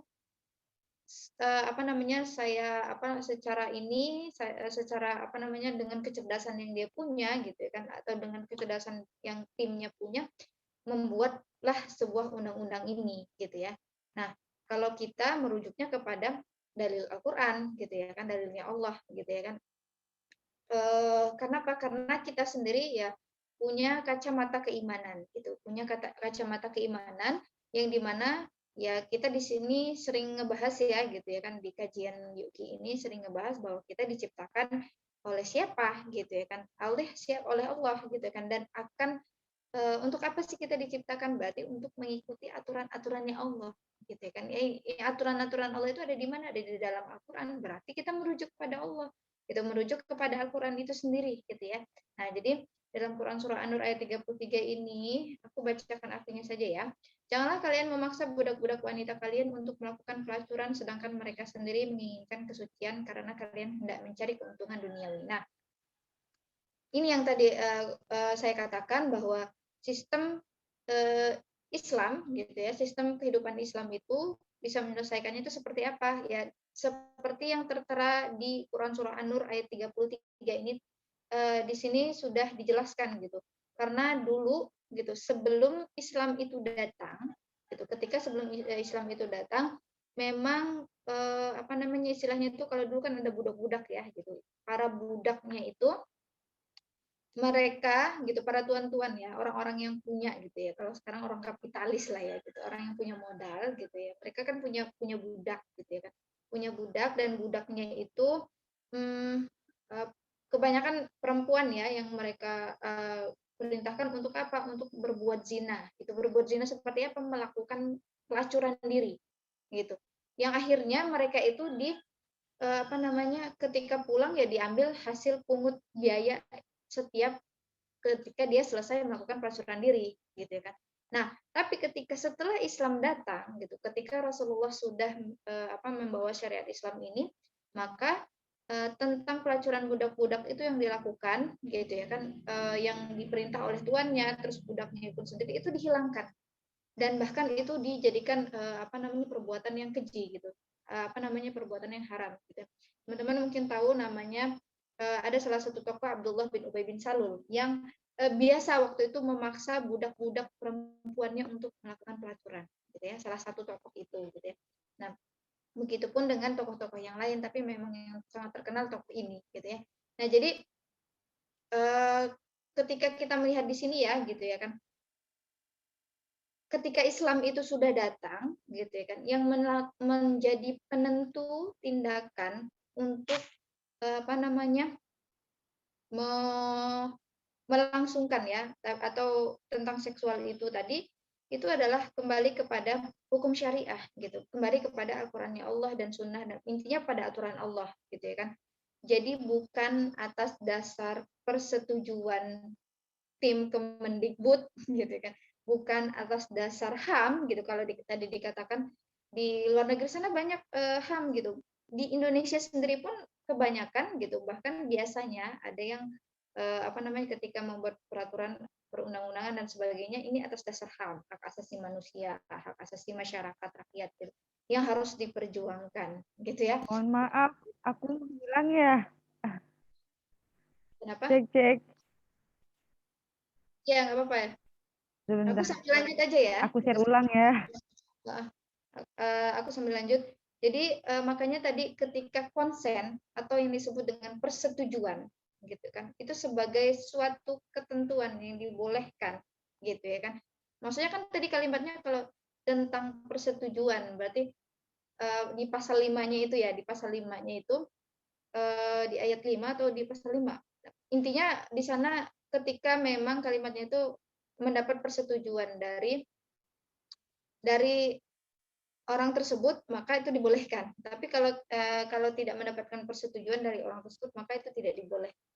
Itu yang melanggar norma gitu. Berarti itu yang bisa dikenai delik hukum gitu ya kan. Nah, jadi itu khas pemikiran dari mana? Khas pemikiran tadi liberal dan kapitalis ya, liberalisme itu gitu ya. Makanya dari sini Islam sendiri datang gitu kan, sudah lama gitu, sudah dari 1400 tahun yang lalu, dan ternyata saat ini tidak diterapkan gitu. Kenapa tidak diterapkan? Kalau kita melihat kepada penjelasan Pak Nadiem Makarim sendiri ya gitu ya kan, di YouTube podcastnya Deddy Kobuzer, dia mengatakan karena di sana dibahas sama mereka ada pro dan kontra gitu. Banyak yang bilang ini melegalkan seks gitu ya kan, tidak ada peraturan agama dimasukkan gitu ya. Dan Pak Nadiem Makarim di sana menanggapi ya memang karena negara kita tidak sesuai dengan tidak menggunakan itu gitu kan, tidak sepenuhnya menggunakan aturan agama, maka tidak ada aturan agama yang dimasukkan. Intinya pada intinya itu yang disampaikan oleh Pak Nadiem Makarim. Makanya ya, kelihatan ya dari sini gitu ya kan, yang dipakai gitu ya kan, atau yang yang apa namanya yang dijadikan rujukan itu bukan hukum syara gitu, bukan hukum syariat gitu kan, untuk menentukan tindakan seksual tersebut gitu atau kejahatan seksual. Ketika apa namanya apa ya, mau menyelesaikan ya permasalahan kejahatan seksual ini bukan melihat dari hukum syariah, tapi melihat dari fakta yang ada gitu menurut mereka gitu, atau menurut kajian-kajian mereka yang secara logika gitu ya kan, seperti itu. Next ininya PPT-nya udah ya. Terus fitrah manusia. Nah tadi ya sebenarnya belum di next ya, ya betul ya. Nah tadi karena Islam itu mengatur gitu, sebenarnya kenapa sih Islam itu bisa mengatur gitu ya, bisa mengatur tentang seksual ini gitu kan, karena memang Allah sendiri menciptakan kita manusia gitu, hambanya gitu, bersama dengan fitrah gitu. Jadi setiap manusia yang diciptakan oleh Allah itu diberikan fitrah gitu. Salah satu fitrahnya adalah fitrah gorizah naum. Gorizah naum itu melangsungkan keturunan gitu, sebagaimana dalam firman Allah surah Asy-Syura ya, ayat 11, Allah menciptakan langit dan bumi, dia menjadikan bagi kamu pasangan-pasangan dari jenis kamu sendiri dan dari jenis hewan ternak pasangan-pasangan juga. Nah, dijadikannya kamu berkembang biak dengan jalan itu, tidak ada sesuatu pun yang serupa dengan dia, dan dia maha mendengar, maha melihat. Nah, di sini ada apa namanya penggaris hitam ya gitu. Dijadikannya kamu berkembang biak dengan jalan itu gitu ya.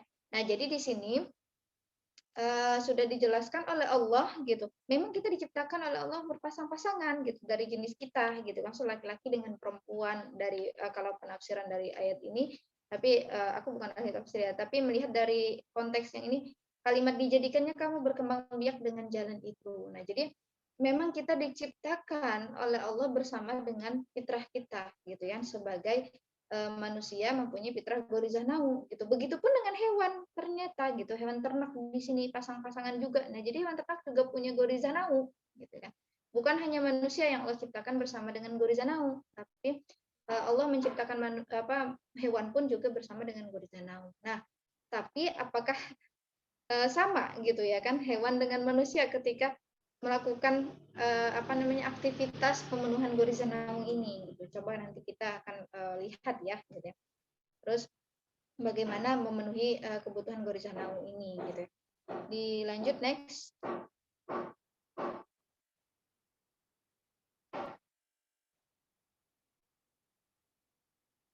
Next, kasih.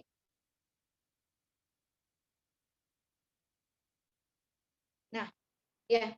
Oh, kelewatan Kak. Kelewatan satu slide Kak Aski. Ya, jadi bagaimana kita memenuhi kebutuhan gorizah nau gitu. Jadi di sini kita lihat dulu ya, kenapa Allah itu menciptakan kita sebagai manusia untuk apa namanya bersama dengan gorizah nau.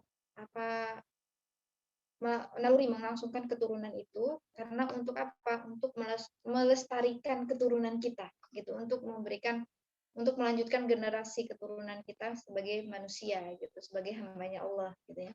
Nah, tapi di sini ketika kita dalam memenuhi kebutuhan melestarikan jenis manusia ini gitu ya kan, kita diberikan sebuah aktivitas yang dibolehkan dalam Islam itu seperti apa gitu kan. Kita diberikan rasa tertarik pada lawan jenis itu wajar, fitrah gitu ya kan.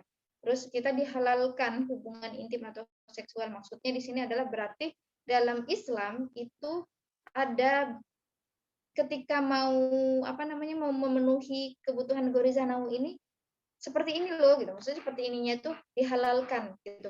Berarti harus melalui pernikahan gitu ya kan. Berarti kalau misalkan kalau saya setuju gitu ya kan, bukan saya gitu. Kalau ada salah satu mahasiswa setuju disentuh oleh dosennya gitu ya kan, dipegang oleh dosennya gitu ya kan, misalkan dipegang hidungnya oleh dosennya gitu kan, dosennya laki-laki ya karena bukan mahram ya pasti. Nah, dipegang sama dosen hidungnya, karena antara dosen dengan mahasiswa tidak ada apa namanya, tidak ada ikatan pernikahan, apakah itu dibolehkan dalam Islam? Tidak dibolehkan gitu. Nah, artinya hanya sekedar memegang hidung dengan sengaja ya gitu kan, dengan tujuan yang tidak baik gitu ya kan. Nah, bagaimana itu dibolehkan ketika memang mereka punya ikatan pernikahan gitu ya. Kan ada aja ya dosen menikahi mahasiswa gitu, kayak sinetron. Ya, tapi pada intinya harus ada ikatan pernikahan ketika mau seorang laki-laki atau perempuan mau menyentuh lawan jenisnya itu gitu kan. Atau maksudnya mau melakukan memenuhi goriza naunya ini gitu ya kan. Terus yang ketiga diciptakan lazah wa tamatu dalam hubungan ini. Nah, lazah wa tamatu itu maksudnya di sini adalah kalau dalam Islam itu kayak ibarat kita makan. Kita makan itu kan kita pasti kenyang ya, gitu ya kan. Nah, jadi kita makan kita sudah pasti kenyang gitu. Tujuannya untuk makan itu sebenarnya kan bukan untuk kenyang, gitu ya kan. Karena untuk memenuhi ya rasa lapar itu muncul untuk memenuhi rasa lapar itu gitu ya kan. Nah, kalau dalam Islam ya kita ketika makan tujuannya bukan untuk kenyang gitu. Karena kalau hanya untuk kenyang itu adalah remeh gitu kan. Remeh kalau sekedar makan hanya untuk kenyang saja itu adalah sebuah tindakan yang remeh. Kenapa? Karena dalam Islam pun ketika makan ada aturannya gitu. Ketika sekedar minum itu ada aturannya gitu kan. Terus ketika makan pun tadi ada aturannya, bukan hanya sekedar kenyang gitu kan, tapi di sana bagaimana caranya Allah ridho gitu ketika kita makan gitu. Begitupun dengan gorizanau ini gitu kan. Karena kenyang itu sudah menjadi suatu kepastian yang akan kita rasakan ketika kita makan gitu. Jadi nggak perlu dijadikan sebuah visi gitu ya kan. Kalau kita mau makan itu untuk kenyang gitu, visinya untuk kenyang bukan gitu. Nah, kalau beda dengan kalau tadi bukan dari pandangan Islam ya gitu kan. Mereka itu ketika memenuhi kebutuhan gorizah naunya ini tujuannya ini tadi lazah wa tamatu gitu. Lazah wa tamatu gitu hanya untuk kenyang aja gitu kan istilahnya. Hanya untuk kalau makan istilahnya untuk kenyang. Artinya kan sekedar sesuatu yang pasti tapi remeh gitu ya kan. Yang kalau dalam Islam tidak ini ya gitu, tidak dibenarkan gitu ya. Makanya di sini diciptakan lazah wa tamatu dalam hubungan ini dalam Islam itu bukan menjadi visi yang besar, tapi memang Allah sudah sengaja menciptakan gitu kan. Tapi tadi kalau dalam orang-orang liberalis, kapitalis gitu kan, sebenarnya kan ini dari orang-orang feminis ya. Orang-orang feminis sendiri itu bukan untuk tujuannya untuk menyelesaikan problem ini, tapi untuk ya tadi kenyang ketika makan saja gitu ya. Nah, hanya boleh ada dalam ikatan pernikahan jika bukan dalam ikatan pernikahan artinya itu dianggap jarimah atau dosa. Nah, artinya tiga hal ini tadi itu hanya boleh berlaku ketika memang ada ikatan pernikahan. Tadi punya rasa tertarik kepada lawan jenis gitu ya kan, melanjutkan rasa tertarik kita gitu.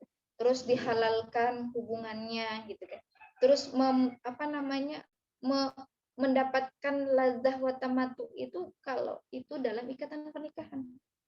Artinya salah dong ketika kita mendapatkan lazah wa tamatu kalau itu bukan dalam ikatan pernikahan, ya salah, itu jelas dosa itu kalau dalam Islam gitu ya. Nah, terus lanjut next slide-nya. Ya, di sini bagaimana Islam itu menyelesaikan kejahatan seksual yang terjadi saat ini ya. Ya, tadi dengan syarat terjadi dalam ikatan pernikahan itu suatu tindakan memenuhi gorizah nau tadi itu dibolehkan gitu. sehingga itu diedukasi, berarti kan diedukasi orang-orang yang memang masyarakatnya gitu kan, bukan orang-orang, tapi memang masyarakatnya, setiap individunya diedukasi gitu. Untuk apa? Supaya paham ketika memang belum waktunya, belum sanggup menikahkan ya, ada dalilnya ya, maka kita diperintahkan untuk berpuasa gitu kan. Terus ketika terjadi di luar pernikahan, maka itu terjadi perzinahan gitu kan. Terus dalam Islam ketika menyelesaikan kejahatan seksual yang terjadi perzinahan itu dihukumi sesuai fakta yang terjadi. Gitu. Berbeda dengan sekarang ya, gitu kan. Kalau kita melihat dari kalau beberapa kali nonton dari narasinya Mata Najwa itu ya, gitu kan.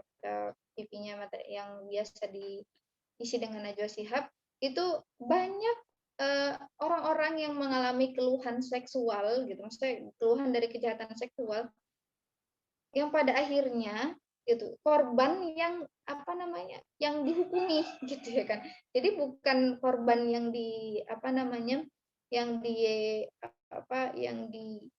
ada gitu yang dihukumi, tapi malah bukan korban apa sih, bukan pelaku yang dihukumi, tapi malah korbannya yang dihukumi gitu kan. Terus korbannya juga tidak kalau bahasanya itu direhabilitasi atau dikasih inilah gitu kan. Sedangkan pelakunya itu masih masih berkeliaran atau dihukumi hanya sekedar, berarti nggak sesuai fakta gitu kan, hanya penjara beberapa tahun atau bahkan bisa bebas begitu saja gitu. Nah, artinya tidak menyelesaikan permasalahan yang ada gitu kan. Nah, kalau Islam itu menyelesaikan permasalahan yang ada, sebagaimana ketika waktu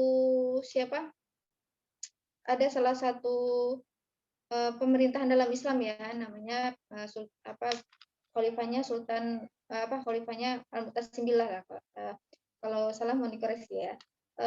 Al-Mu'tasim Billah gitu, itu ada seorang perempuan yang itu auratnya itu sengaja disingkap sama orang Yahudi gitu ya, di sebuah kota atau sebuah desa gitu ya kan.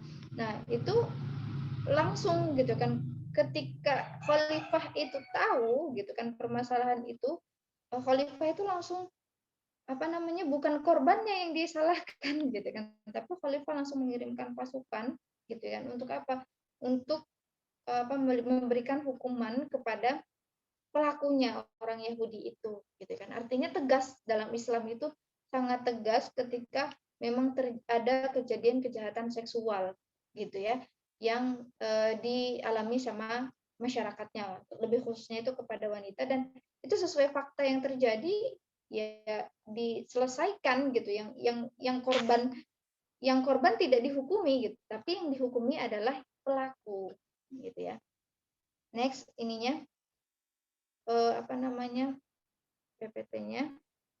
Ya, nah di sini ada dalilnya juga, surah An-Nur ayat 2, pezina wanita dan pezina laki-laki yang berzina, cambuklah masing-masing dari keduanya 100 kali cambukan. Nah, sebagaimana dulu ketika Umar bin Khattab itu menjadi khalifah, gitu. Ketika Umar bin Khattab menjadi khalifah, ada salah satu anaknya yang melakukan zina, gitu ya kan.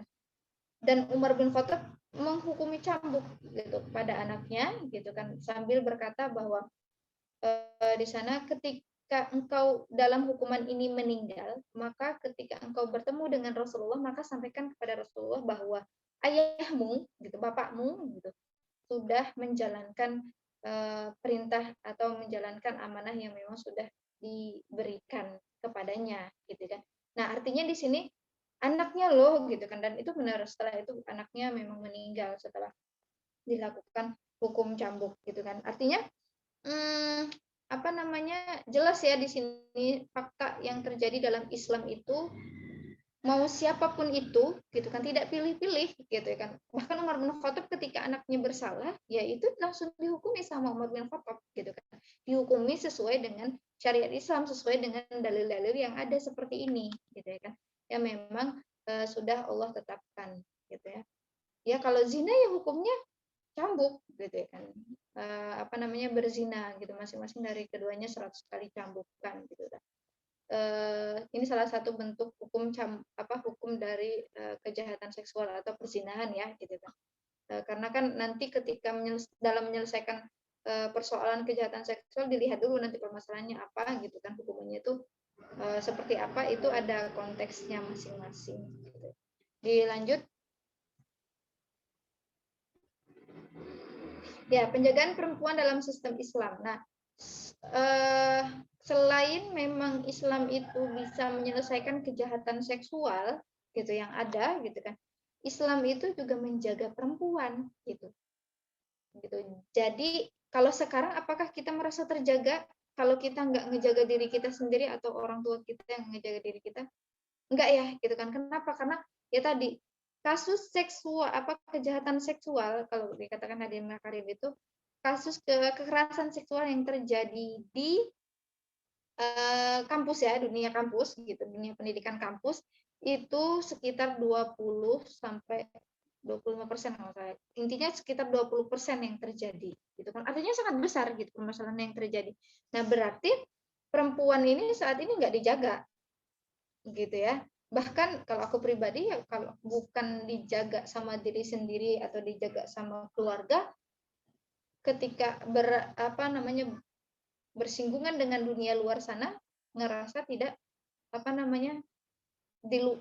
pemerintah gitu ya kan atau lingkungan pun tidak menjaga gitu ya. Tidak menjaga seperti apa ya kelihatan di sini gitu kan. Kalau dalam sistem Islam itu ketika menjaga perempuan seperti apa, punya kewajiban menundukkan pandangan, punya kewajiban menutup aurat gitu kan. Terus larangan untuk berkholwat itu berdua-duaan, ikhtilat itu campur baur, terus bukan alasan sesuai dengan syar'i gitu kan, terus tabarruj gitu kan, terus apalagi mendekati zina, apalagi melakukan zina gitu kan, terus menutup akses pornografi dan porno aksi. Sekarang akses pornografi dan porno aksi sangat banyak ya gitu kan, bahkan film-film kartun anak-anak pun gitu kan, bukan hanya di kalangan kita sebagai mahasiswa gitu kan atau kita sebagai emak-emak, tapi sampai kepada anak-anak pun sebenarnya akses untuk pornografi dan porno aksi itu sangat bahaya gitu, sangat tidak tertutup gitu. Jadi terbuka di medsos dan di media yang ada saat inilah gitu ya. Nah, jadi makanya di sini kita butuh Islam gitu, butuh Islam untuk menjaga perempuan gitu ya. Karena faktanya dalam kehidupan kita saat ini tidak ada penjagaan sendiri terhadap perempuan gitu ya. Apalagi kalau nanti kita punya anak perempuan ya Allah sangat ngerasa bahaya banget gitu kan. Kalau kita sendiri kan alhamdulillah ya sudah ngaji gitu, maksudnya sudah ikut kajian, sudah sedikit kalau aku ya sedikit mengenal Islam, tapi ada penjagaan dari diri kita gitu kan. Untuk apa? Untuk menjaga ya kita sebagai perempuan itu bisa menjaga tadi dalam kita mampu menundukkan pandangan gitu, kita menutup aurat gitu, bahkan kita menghindari perbuatan-perbuatan ikhtilat, kholwat, tabarruj dan sebagainya gitu. Begitupun dengan pornografi dan porno aksi yang ada, kita nggak sembarangan buka gitu. Nah, lanjut next PT-nya. Dan ini juga ada dalilnya ya gitu kan. Dalil tentang tadi salah satu tentang penjagaan perempuan gitu. Yang lain juga dalil, cuma aku lampirkan satu saja.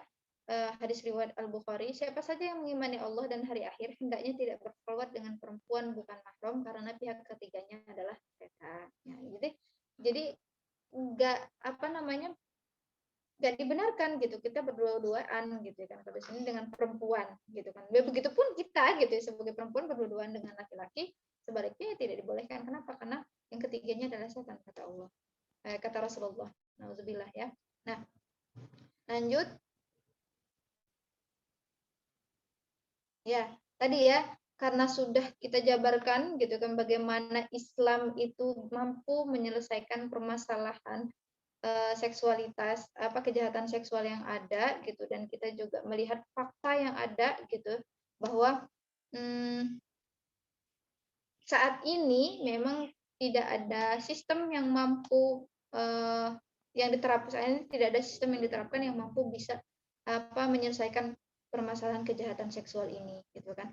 Bahkan fakta negara kita saat ini tidak bersendikan pada agama dan syariah melainkan pada sekularisme, liberalisme. Ya seperti yang dikatakan oleh Pak Nadiem Makarim itu, memang negara kita tidak seperti itu, tidak selalu berkaitan dengan agama gitu ya kan. Intinya tidak terikat dengan aturan Islam gitu. Makanya ini memang nggak ada nggak ada kaitannya dengan agama ketika membuat Permendikbud sendiri gitu ya kan. Nah, makanya di sini kita harus punya ideologi Islam yang diadopsi oleh negara gitu kan. Kenapa? Karena ya kalau bukan negara punya ideologi Islam, artinya punya sistem Islam, maka akan sulit gitu kan. Kalau hanya sekedar kita bilang sama anak kita, nah nanti kalau di sekolah main sama anak-anak kita, sama teman-teman, jangan sama laki-laki, jangan terlalu dekat-dekat sama laki-laki ya, gitu kan. Tapi di sekolah sendiri itu tidak ada penjagaan, gitu kan. Di sekolah sendiri tidak ada penjagaan, gitu. Karena sekolah tersistematis ya dari negara, gitu kan. Negara tidak ada penjagaan sehingga sekolah pun abai, gitu. Sehingga ya namanya anak-anak, gitu ya kan. Itu bisa los saja, gitu kan. Jangankan anak-anak orang dewasa saja gitu, saudara gitulah ya gitu kan, saudara kita gitu kan, atau misalkan orang yang ada di lingkungan kita udah dikasih tahu gitu kan, maksudnya atau bahkan pengalaman sebelumnya udah tahu gitu ya kan, pernah punya pengalaman kenalan gitu ya kan, sebelumnya udah tahu kalau nggak boleh terlalu dekat sama laki-laki, berdua-duaan sama laki-laki, tapi pada faktanya itu tetap melakukan gitu kan. Atau coba kita sharing sama teman kita gitu kan, tahu nggak kalau pacaran itu nggak boleh dalam Islam? Tahu gitu kan, tapi dia tetap pacaran begitu gitu kan. Kenapa? Karena tidak ada penjagaan dari negara gitu, sehingga pihak pendidikan pun abai gitu kan. Kalaupun saat ini negara mencoba untuk menyelesaikan permasalahan yang ada dari kejahatan seksual yang ada, kita lihat dulu gitu kan, kenapa sih gitu ya kan mencuat ini gitu ya kan. Karena kalau misalkan kita melihat dari permasalahan yang lain ya, coba tentang kasus HIV AIDS gitu kan, di kampus itu seperti apa gitu kan, korban HIV AIDS, terus atau kasus apalagi pembulian di kampus itu tingkatnya seperti apa, coba kalau di riset gitu kan, nggak semua ada permasalahannya itu di hasil riset yang ada gitu ya kan. Kenapa? Karena mereka tidak memfokuskan gitu, tidak memfokuskan dengan permasalahan itu. Yang difokuskan adalah permasalahan ini. Kenapa? Gitu kan, mereka bisa memfokuskan permasalahan ini tadi. Kita bisa melihat dari pasal 5 saja gitu ya kan. Dari ayat 5-nya ya gitu. Yang poin kelimanya itu kalau tanpa persetujuan itu salah gitu, akan dikenai hukuman, bisa melaporkan gitu. Atau misalkan kita bisa melihat juga di poin ke-1 atau keduanya gitu kan. Di sana ada poin-poin tentang transgender gitu kan. Nah, artinya Permendikbud nomor 30 tahun 2021 ini bukan karena kebutuhan semata, kebutuhan kalau kita lihat poin per poinnya ya gitu, bukan dari Permendikbud nomor 30 tahun 2021 ini bukan semata karena kepedulian terhadap perempuan sekadar begitu saja gitu kan, karena memang ada agenda yang terselubung tadi katanya, terus ada yang disengaja gitu kan, memang ada sesuatu yang melatar belakangi kenapa ini itu sampai mencuat bahkan sampai keluar undang-undangnya gitu. Padahal permasalahan yang dirasakan perempuan di lebih khususnya di wilayah kampus itu bukan hanya sekedar kekerasan seksual gitu. Itu masuk kepada ruang lingkup kejahatan seksual gitu kan. Kejahatan seksual seperti apa? Ya tadi seperti pacaran bebas-bebas saja. Itu kan masuknya kejahatan seksual. Kenapa? Karena tidak sesuai dengan norma-norma atau nilai-nilai yang ada gitu kan. Kalau ngelihat di sini sendiri ya, kemarin itu ada salah satu sekolah, bukan sekolahnya sih gitu kan, tapi itu di depan sekolah, kebayang, di depan sekolah viral video, deket, masih nggak jauh dari kontrakan, viral videonya gitu kan. Itu ada perempuan sama laki-laki melakukan tindakan mesum gitu lah istilahnya, tindakan mesum di depan, pokoknya di wilayah nggak jauh dari gerbang sekolah, salah satu sekolah yang ada di sini gitu. Nah, kelihatan ya gitu, kejahatan seksualnya luar biasa gitu ya kan, artinya sangat sudah dengan bebas gitu, dan kebayang itu di depan sekolah loh gitu kan, artinya banyak siswa-siswi yang melihat itu gitu kan, bahkan itu video diviralkan gitu kan, maksudnya disebarluas di media sosial. Nah, lebih lagi gitu, bukan hanya siswa-siswi tapi yang lain juga melihat gitu, dan itu akan menjadi kebiasaan yang menjadi habit ya gitu. Meskipun ada captionnya ini adalah sebuah tindakan yang salah dan sebagainya gitu kan. Tapi ketika secara tidak langsung melihat video itu gitu kan, meskipun disensor cuma bagian mukanya aja gitu kan, gerak tangannya gitu kan, gerak kepalanya yang kepala perempuan dengan para kepala laki-laki bertemu gitu ya kan. Nah, saling bertemu itu kelihatan di situ. Nah, artinya akan menjadi sebuah hal yang biasa dilihat gitu di media sosial atau bahkan di lingkungan pendidikan sendiri gitu. Nah, jadi jelas ya gitu ya kan, karena negara tadi jadi kemana-mana ya gitu. Jadi intinya kita butuh negara yang berideologikan Islam, menerapkan sistem Islam itu sendiri. Kenapa? Karena mampu menyelesaikan bukan hanya sekedar kekerasan seksual saja di bagian pendidikan atau kampus atau yang lainnya, tapi sampai kepada kejahatan seksual yang lainnya gitu, atau permasalahan-permasalahan yang lainnya gitu ya. Terus next PT-nya yang terakhir, bismillahirrahmanirrahim, walillahil izzatu walirasulihi walil mukminin. Padahal kekuatan itu hanyalah bagi Allah, Rasulnya, dan bagi orang-orang mukmin. Maksud dari surah Al-Munafikun ayat 8 ini adalah kita itu kuat loh sebenarnya gitu kan. Kuat untuk apa? Untuk menerapkan syariat Islam gitu kan. Kuat untuk membuat menjadikan negara ini berideologikan Islam gitu. Nah, jadi ketika kita bersama dengan Allah, ketika kita bersama dengan Rasulnya, jadi bukan sebuah keniscayaan gitu ya kan, bukan sebuah perjuangan yang sia-sia gitu ketika kita mau memperjuangkan supaya negara ini berideologikan Islam gitu kan. Karena kan kebanyakan apa sih gitu ya kan, memperjuangkan ideologi Islam negaranya orang begini saja sudah ini gitu, atau bahkan dari dulu sampai sekarang perjuangannya itu nggak berhasil gitu ya kan, bahkan ditindas sama negara gitu ya kan, di para ulama ditangkapin gitu ya kan, masa nggak takut gitu ya. Intinya nggak ada ketakutan untuk kita, atau nggak ada yang sia-sia untuk kita gitu kan, karena kita tuh punya kekuatan itu dari siapa? Dari Allah dan juga dari Rasul ya. Meskipun kita juga sudah tidak bersama Rasul secara langsung saat ini. Ya, itu saja dari aku. Alam bisawab, kurang lebihnya mohon maaf.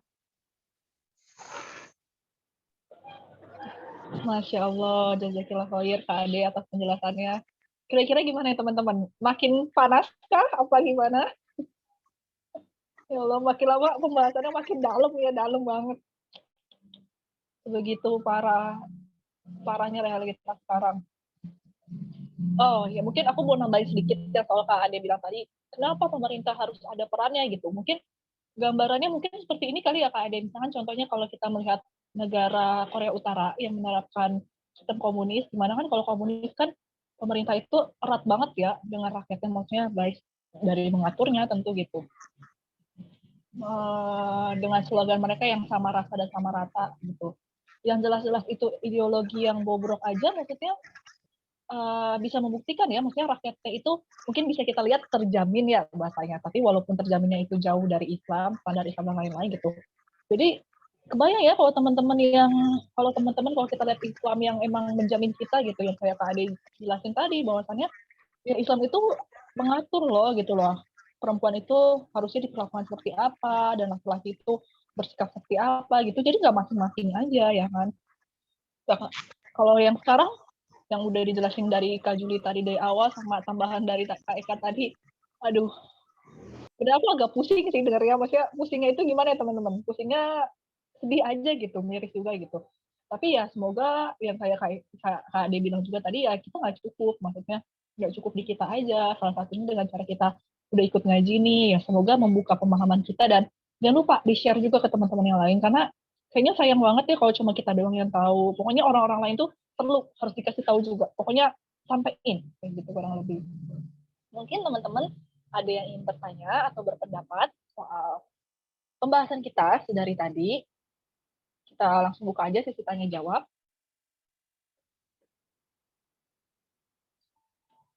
Ya, ada yang mau bertanya? Mungkin sambil nunggu teman-teman persiapkan jawaban, mungkin aku mau berpendapat lagi. Berpendapat mulu. Yang tadi Kak Ade bilang kan, bahwa ya bukan cuma mahasiswa aja kan yang cukup tahu, kita yang nanti yang mungkin nanti kita lulus kan, yang insya Allah nanti menjadi orang tua gitu. Hal ini tentu akan mempengaruhi kan anak-anak kita nanti seperti apa. Terus benar banget yang Kak Ade bilang tadi, misalnya kita udah bilang nih, nah kamu nanti di sekolah, mungkin jangan nak deh, mungkin teman-teman kita yang belum menikah, mungkin entah adik kita, sepupu kita, atau ponakan kita udah ngasih tahu nih, nanti kalian jangan main sama ikhwan ya, atau sama laki-laki gitu, bercanda-bercandanya jangan berlebihan. Dimana kita sudah menerapkan, sudah memberitahu, sudah memahamkan, tapi nyatanya pas di luar, ya itu nggak memungkiri buat mereka itu untuk melakukannya ya kan, anak-anak aja seperti itu, apalagi orang dewasa. Jadi nggak kebayang ya, maksudnya makin bertambah gitu loh, yang kayak Kak Juli di awal kan bilang, pasti jadi pertanyaan kan, kayak Kak Aski apa Kak Juli bilang tadi, pasti jadi pertanyaan ketika nanti kita menikah, kira-kira calon kita ini nasabnya seperti apa kan, kalau kita melihat keadaan fakta sosial sekarang ini diterapkan di berbagai negara gitu. Nauzubillah min dzalik, kalau kita ternyata menikahi saudara kita sendiri atau dan lain-lain ya kan. Dan sekarang lagi nambah masalah baru. Nanti kalau kita punya anak yang udah tadi Kak dijelasin, wah nggak kebayang sih ya. Aduh, kira-kira teman-teman ada yang mau berpendapat atau bertanya, silahkan. Saya Kak. Siapa tuh? Oh, Kak Sumi. Silakan Kak. Kebetulan Assalamualaikum warahmatullahi wabarakatuh. Waalaikumsalam warahmatullahi wabarakatuh. Ya Kak. Kebetulan saya seorang ibu dengan 4 orang anak. Alhamdulillah. Lanjut. Jadi 2 laki-laki dan 2 perempuan ya. Sebenarnya ketika penjelasan tadi ya, sebenarnya bikin pusing ya, maksudnya dengan ngelihat fakta yang sekarang bobroknya luar biasa itu bikin pusing, apalagi posisinya saya memiliki anak perempuan ya kan gitu. Memiliki anak laki juga pusing, memiliki anak perempuan juga pusing, karena posisinya kita berada di sistem yang memang salah kan gitu. Yang jadinya kita udah paham gitu istilahnya. Tadi kita udah paham gitu sedikit agama gitu, dan kayak menutup aurat, berjilbab sudah gitu kan. Dan saya memiliki seorang putri itu usia paling besar itu 10 tahun dan yang keduanya itu 4 tahun kan gitu. Oke lah, kita di rumah sudah wanti-wanti kan gitu. Maksudnya bawaan saya sebagai orang tua itu ketika dia bergaul ya kan dengan teman-temannya itu ada was-was ya, apalagi dengan adanya berita kejahatan seksual seperti ini tuh sebagai orang tua sendiri nggak tahu dah harus kayak gimana gitu istilah barat kan gitu. Penjagaan semakin ketat gitu istilahnya. Cuman mereka yang istilahnya kita bilang jangan ya atau tidak ya begini ya, merekanya tidak paham kan gitu istilahnya. Apalagi mungkin yang merasakan itu cuma kita aja. Mungkin untuk orang di masyarakat kita tidak memahami hal demikian kan gitu. Karena di posisinya kayak di sini kayak anak kecil misalnya dia ketika kita menerapkan ya, contohnya menerapkan kita ke anak kita untuk menutup aurat gitu, tapi di lingkungan itu tidak mendukung misalnya kan gitu. Itu juga berpengaruh juga kan gitu, bikin puning juga kan kepala kita menerapkan di rumah nutup aurat, tapi ketika dia bergaul ternyata teman-temannya tidak melakukan hal demikian. Terus masalah mandi pun demikian kan, mandinya masih di tempat pemandian umum ya kan gitu. Kalau kita kan udah ada kamar mandi yang akhirnya kita bilang kalau perempuan mandi itu di rumah kan gitu. Karena teman-temannya mandi di tempat umum, maksudnya di pemandian umum, jadi di situ aurat nampak dengan bebas gitu. berkeliaran gitu istilahnya. Kita udah mengajarkan kamu usianya udah segini gitu dan kamu ketika keluar rumah kayak gini. Cuman dia mendapati teman-teman di sekeliling dia kan enggak seperti itu kan gitu. Jadi kalau yang lebih dirasakan apa sih anaknya sendiri itu kan dia akan ngikut yang lebih apa yang dia suka kan gitu, apa yang dia lihat lebih banyak di luar sana kan gitu. Ininya pengaruhnya memang sangat luar biasa ya. Terus ketika kita meninggalkan dengan orang-orang yang kita percaya ternyata orang-orang terdekat orang-orang terdekat kita sendiri yang ternyata jadi apa sih memangsa anak kita gitu kan jadinya ngeri juga ya dengan fenomena yang saat ini terjadi ya kan gitu. Kayak gimana ini penjagaan kita. Jadi kalau saya pribadi secara orang tua, ya Allah betul hanya dengan Islam, dengan penerapan syariat Islam secara kafah kan gitu. Itu tuh kesejahteraan akan kita dapatkan kan gitu. Tapi kalau untuk mengharap di sistem kapitalis seperti ini mohon maaf deh buang jauh-jauh kan gitu.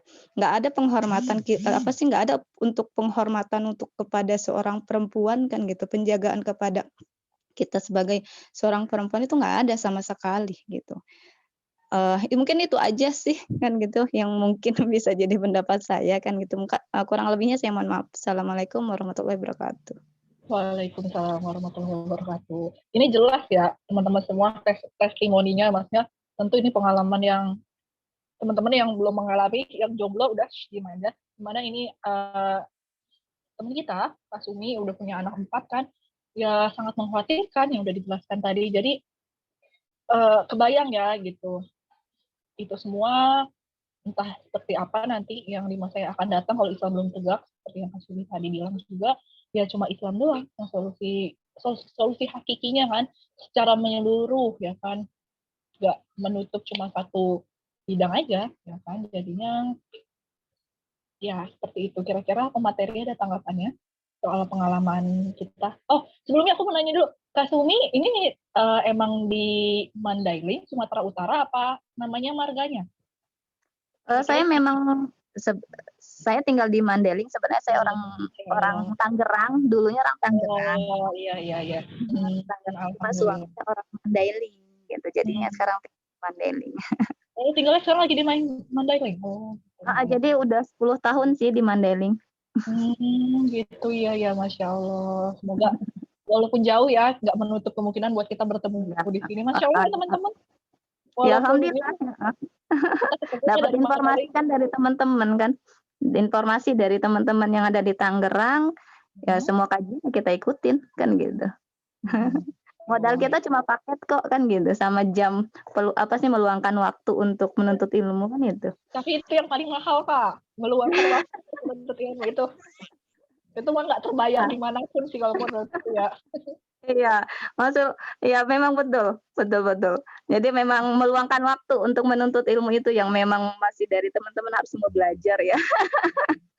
Iya, dulu ya aku paling inget sih ada yang bilang ya kalau ngaji itu khususnya ya entah ngaji pokoknya gitu. Ya jangan menunggu waktu luang gitu, karena sampai kapanpun kita nggak akan merasa luang gitu loh. Yang kayak Kak Ade bilang mungkin ya bahasanya jangan sibuk lah, tapi aktivitas kayak gitu ya. Mau nggak mau yang meluangkan waktu, ibaratnya kita berakad lah ya kan kayak gitu kepada Allah ya, insya Allah Allah permudah kalau kita mau. Gimana Kak Juli dan Kak Ade tanggapannya soal pengalaman yang sangat realistis tentunya ya, gimana yang udah dijelasin tadi. Kak Sumi punya 4 orang anak, memang pasti wanti-wanti itu nggak cukup ya datang dari kita aja ya, kita sudah menyiapkan, tapi nyatanya pasti luar ya gejolak persepsi itu pasti ada ya, apalagi anak-anak kan yang kayak Kak Sumi bilang juga tadi maunya ikut enaknya. Mungkin bukan gini Kak, mungkin juga mereka itu udah tahu, cuma karena lihat teman-temannya merasa beda, jadi dia kan pasti kayak, ih teman-teman aku aja nggak masalah, masa aku dipermasalahkan sih sama mama, sama Umi di rumah. Mungkin gitu sih. Kira-kira gimana? Mungkin dari Kak Juli dulu.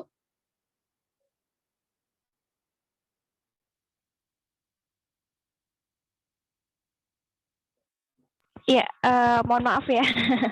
Soalnya lagi di luar. Lanjut. Gimana nih? Pendapat yang tentang apa? Yang tadi, yang Kak Sumi tadi, itu kalau kata aku itu sebenarnya aku juga mengalami sih, walaupun aku belum punya anak ya, maksudnya adik-adikku, adik-adik sepupuku, maksudnya ya mungkin persepsi itu emang semuanya itu emang jadi peperangan ya Kak, maksudnya ya sebenarnya fitrahnya manusia itu pasti maunya menerima kebenaran ya di hati kecilnya gitu, pasti kebenaran itu pasti setidaknya mengetuk hati dia gitu, walaupun kita nggak tahu, kalaupun udah diketuk berkali-kali ternyata kebal ya itu ada juga sih yang modelan kayak gitu. Terus Oh gitu. mungkin Kak Juli mungkin ada tips nih, mungkin pengalaman adiknya atau ponakannya. Kalau pengalaman banyak ya gitu. Maksudnya iya tadi yang dijelasin sama Kak Sumi tentang kita udah ibaratnya udah ngejaga, udah ngebilangin, tapi pada saat di luar sana ya memang sistemnya seperti ini, mau sekuat apapun ngejaga ya tetap akan bergaul dengan teman-temannya gitu. Kalau misalnya saya punya adik, ketika memang saya kasih tahu, saya sudah bilangin, tapi ya karena memang dianya lebih banyak waktu sama teman-temannya ya apa yang dibilangin sama kita, apa yang dinasihatin sama kita ya mental gitu. Bahkan apa ya?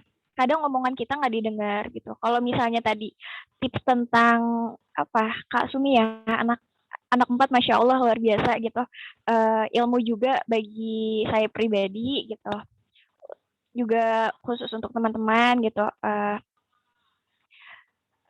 Kalau misalnya terkait tadi tentang yang udah ngejaga segala macam gitu, udah ngebilangin segala macam, udah nasehatin, tapi balik lagi dengan lingkungan yang memang tidak mendukung, dengan segala hal yang memang tidak sesuai dengan Islam, itu sebenarnya memang menjadi keluhan bagi orang tua itu sendiri gitu ya. Ditambah memang yang tadi, maksudnya udah dijabarkan sama Ade juga, ya ketika memang nggak ada peran negara, ketika memang aturan itu hanya diterapkan di individu dan lingkungan itu tidak sesuai dengan Islam, ya akan seperti ini bobroknya gitu. Ibaratnya kalau capek bilangin, ya capek gitu. Maksudnya kita ngebilangin dari lingkungan keluarga kita, mungkin dari keluarga kita yang sudah paham, kita kasih tahu. Tapi ketika memang dia berinteraksi dengan orang yang memang orang itu nggak paham, akan ada pergolakan dari dia untuk mengikuti yang mana gitu. Untuk mengikuti misalnya saya punya adik kakaknya atau teman-teman yang memang ada di sekolahnya gitu. Dan apa ya? Islam itu ya memang solusi satu-satunya. Nggak bisa berkata-kata lagi, maksudnya nggak bisa menyimpulkan, nggak bisa berasumsi apa-apa lagi. Ya memang Islam itu solusi satu-satunya.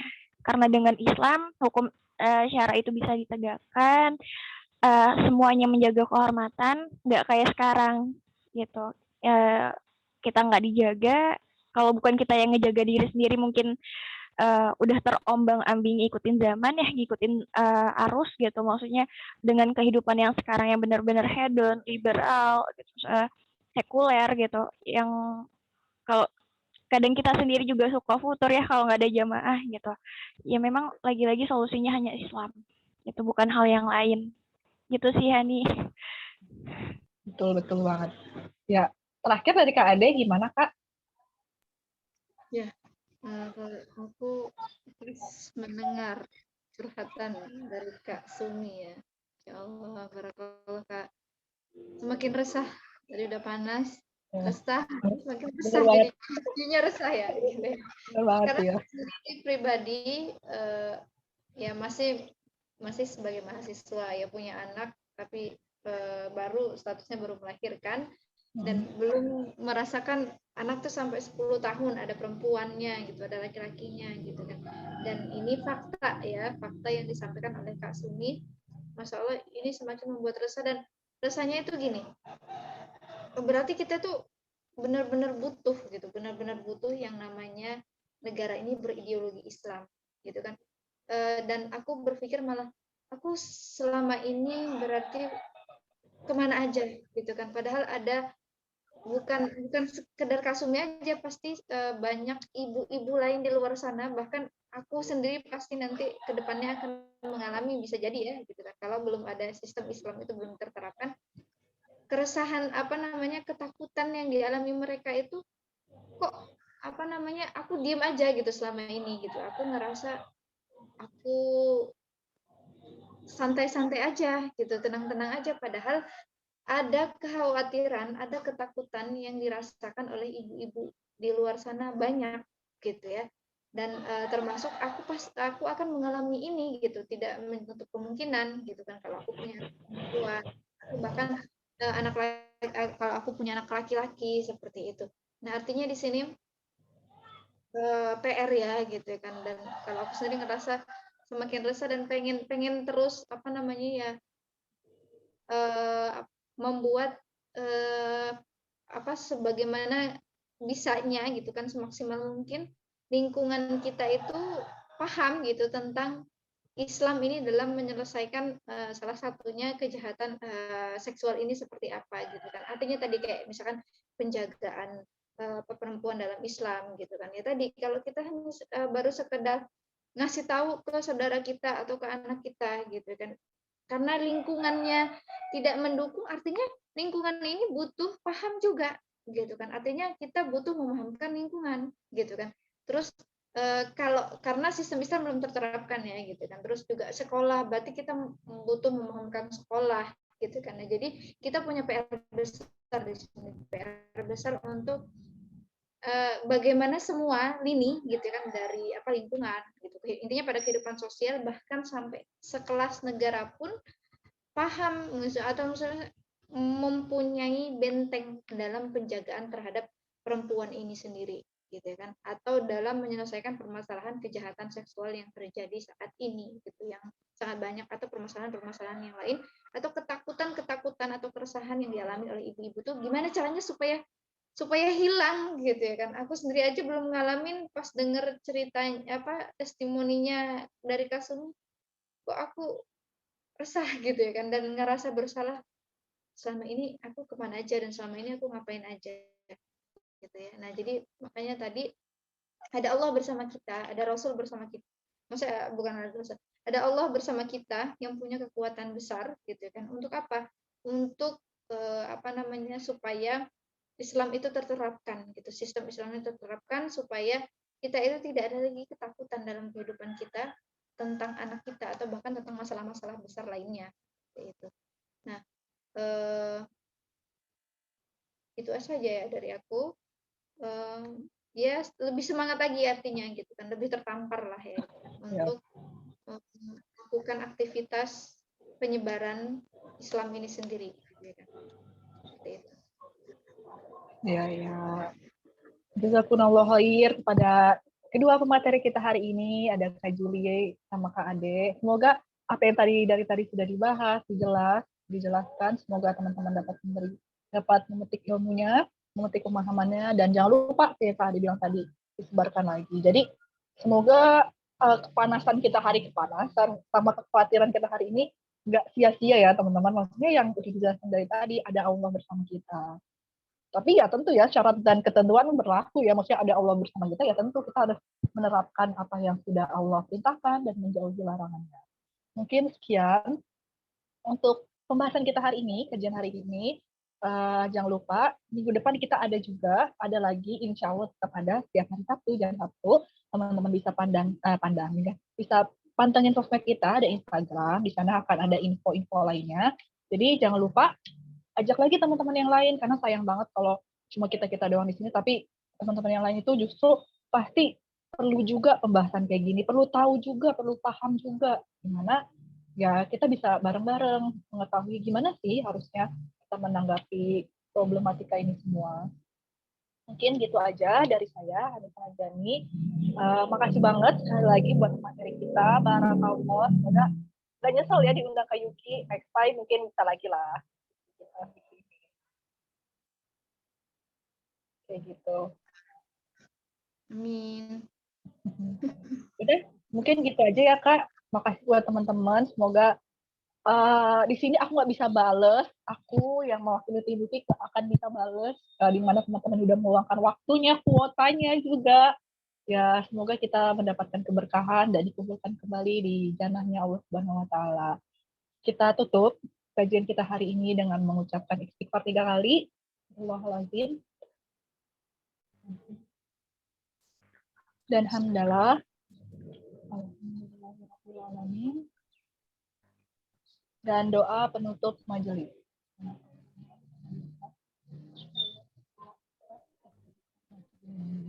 Ya, Assalamualaikum warahmatullahi wabarakatuh. Waalaikumsalam warahmatullahi wabarakatuh. Waalaikumsalam warahmatullahi wabarakatuh. Syukran. See you next time. See you. Ya, jangan lupa ajak teman yang lain. Ilaliko. Aku tutup ya. Ah.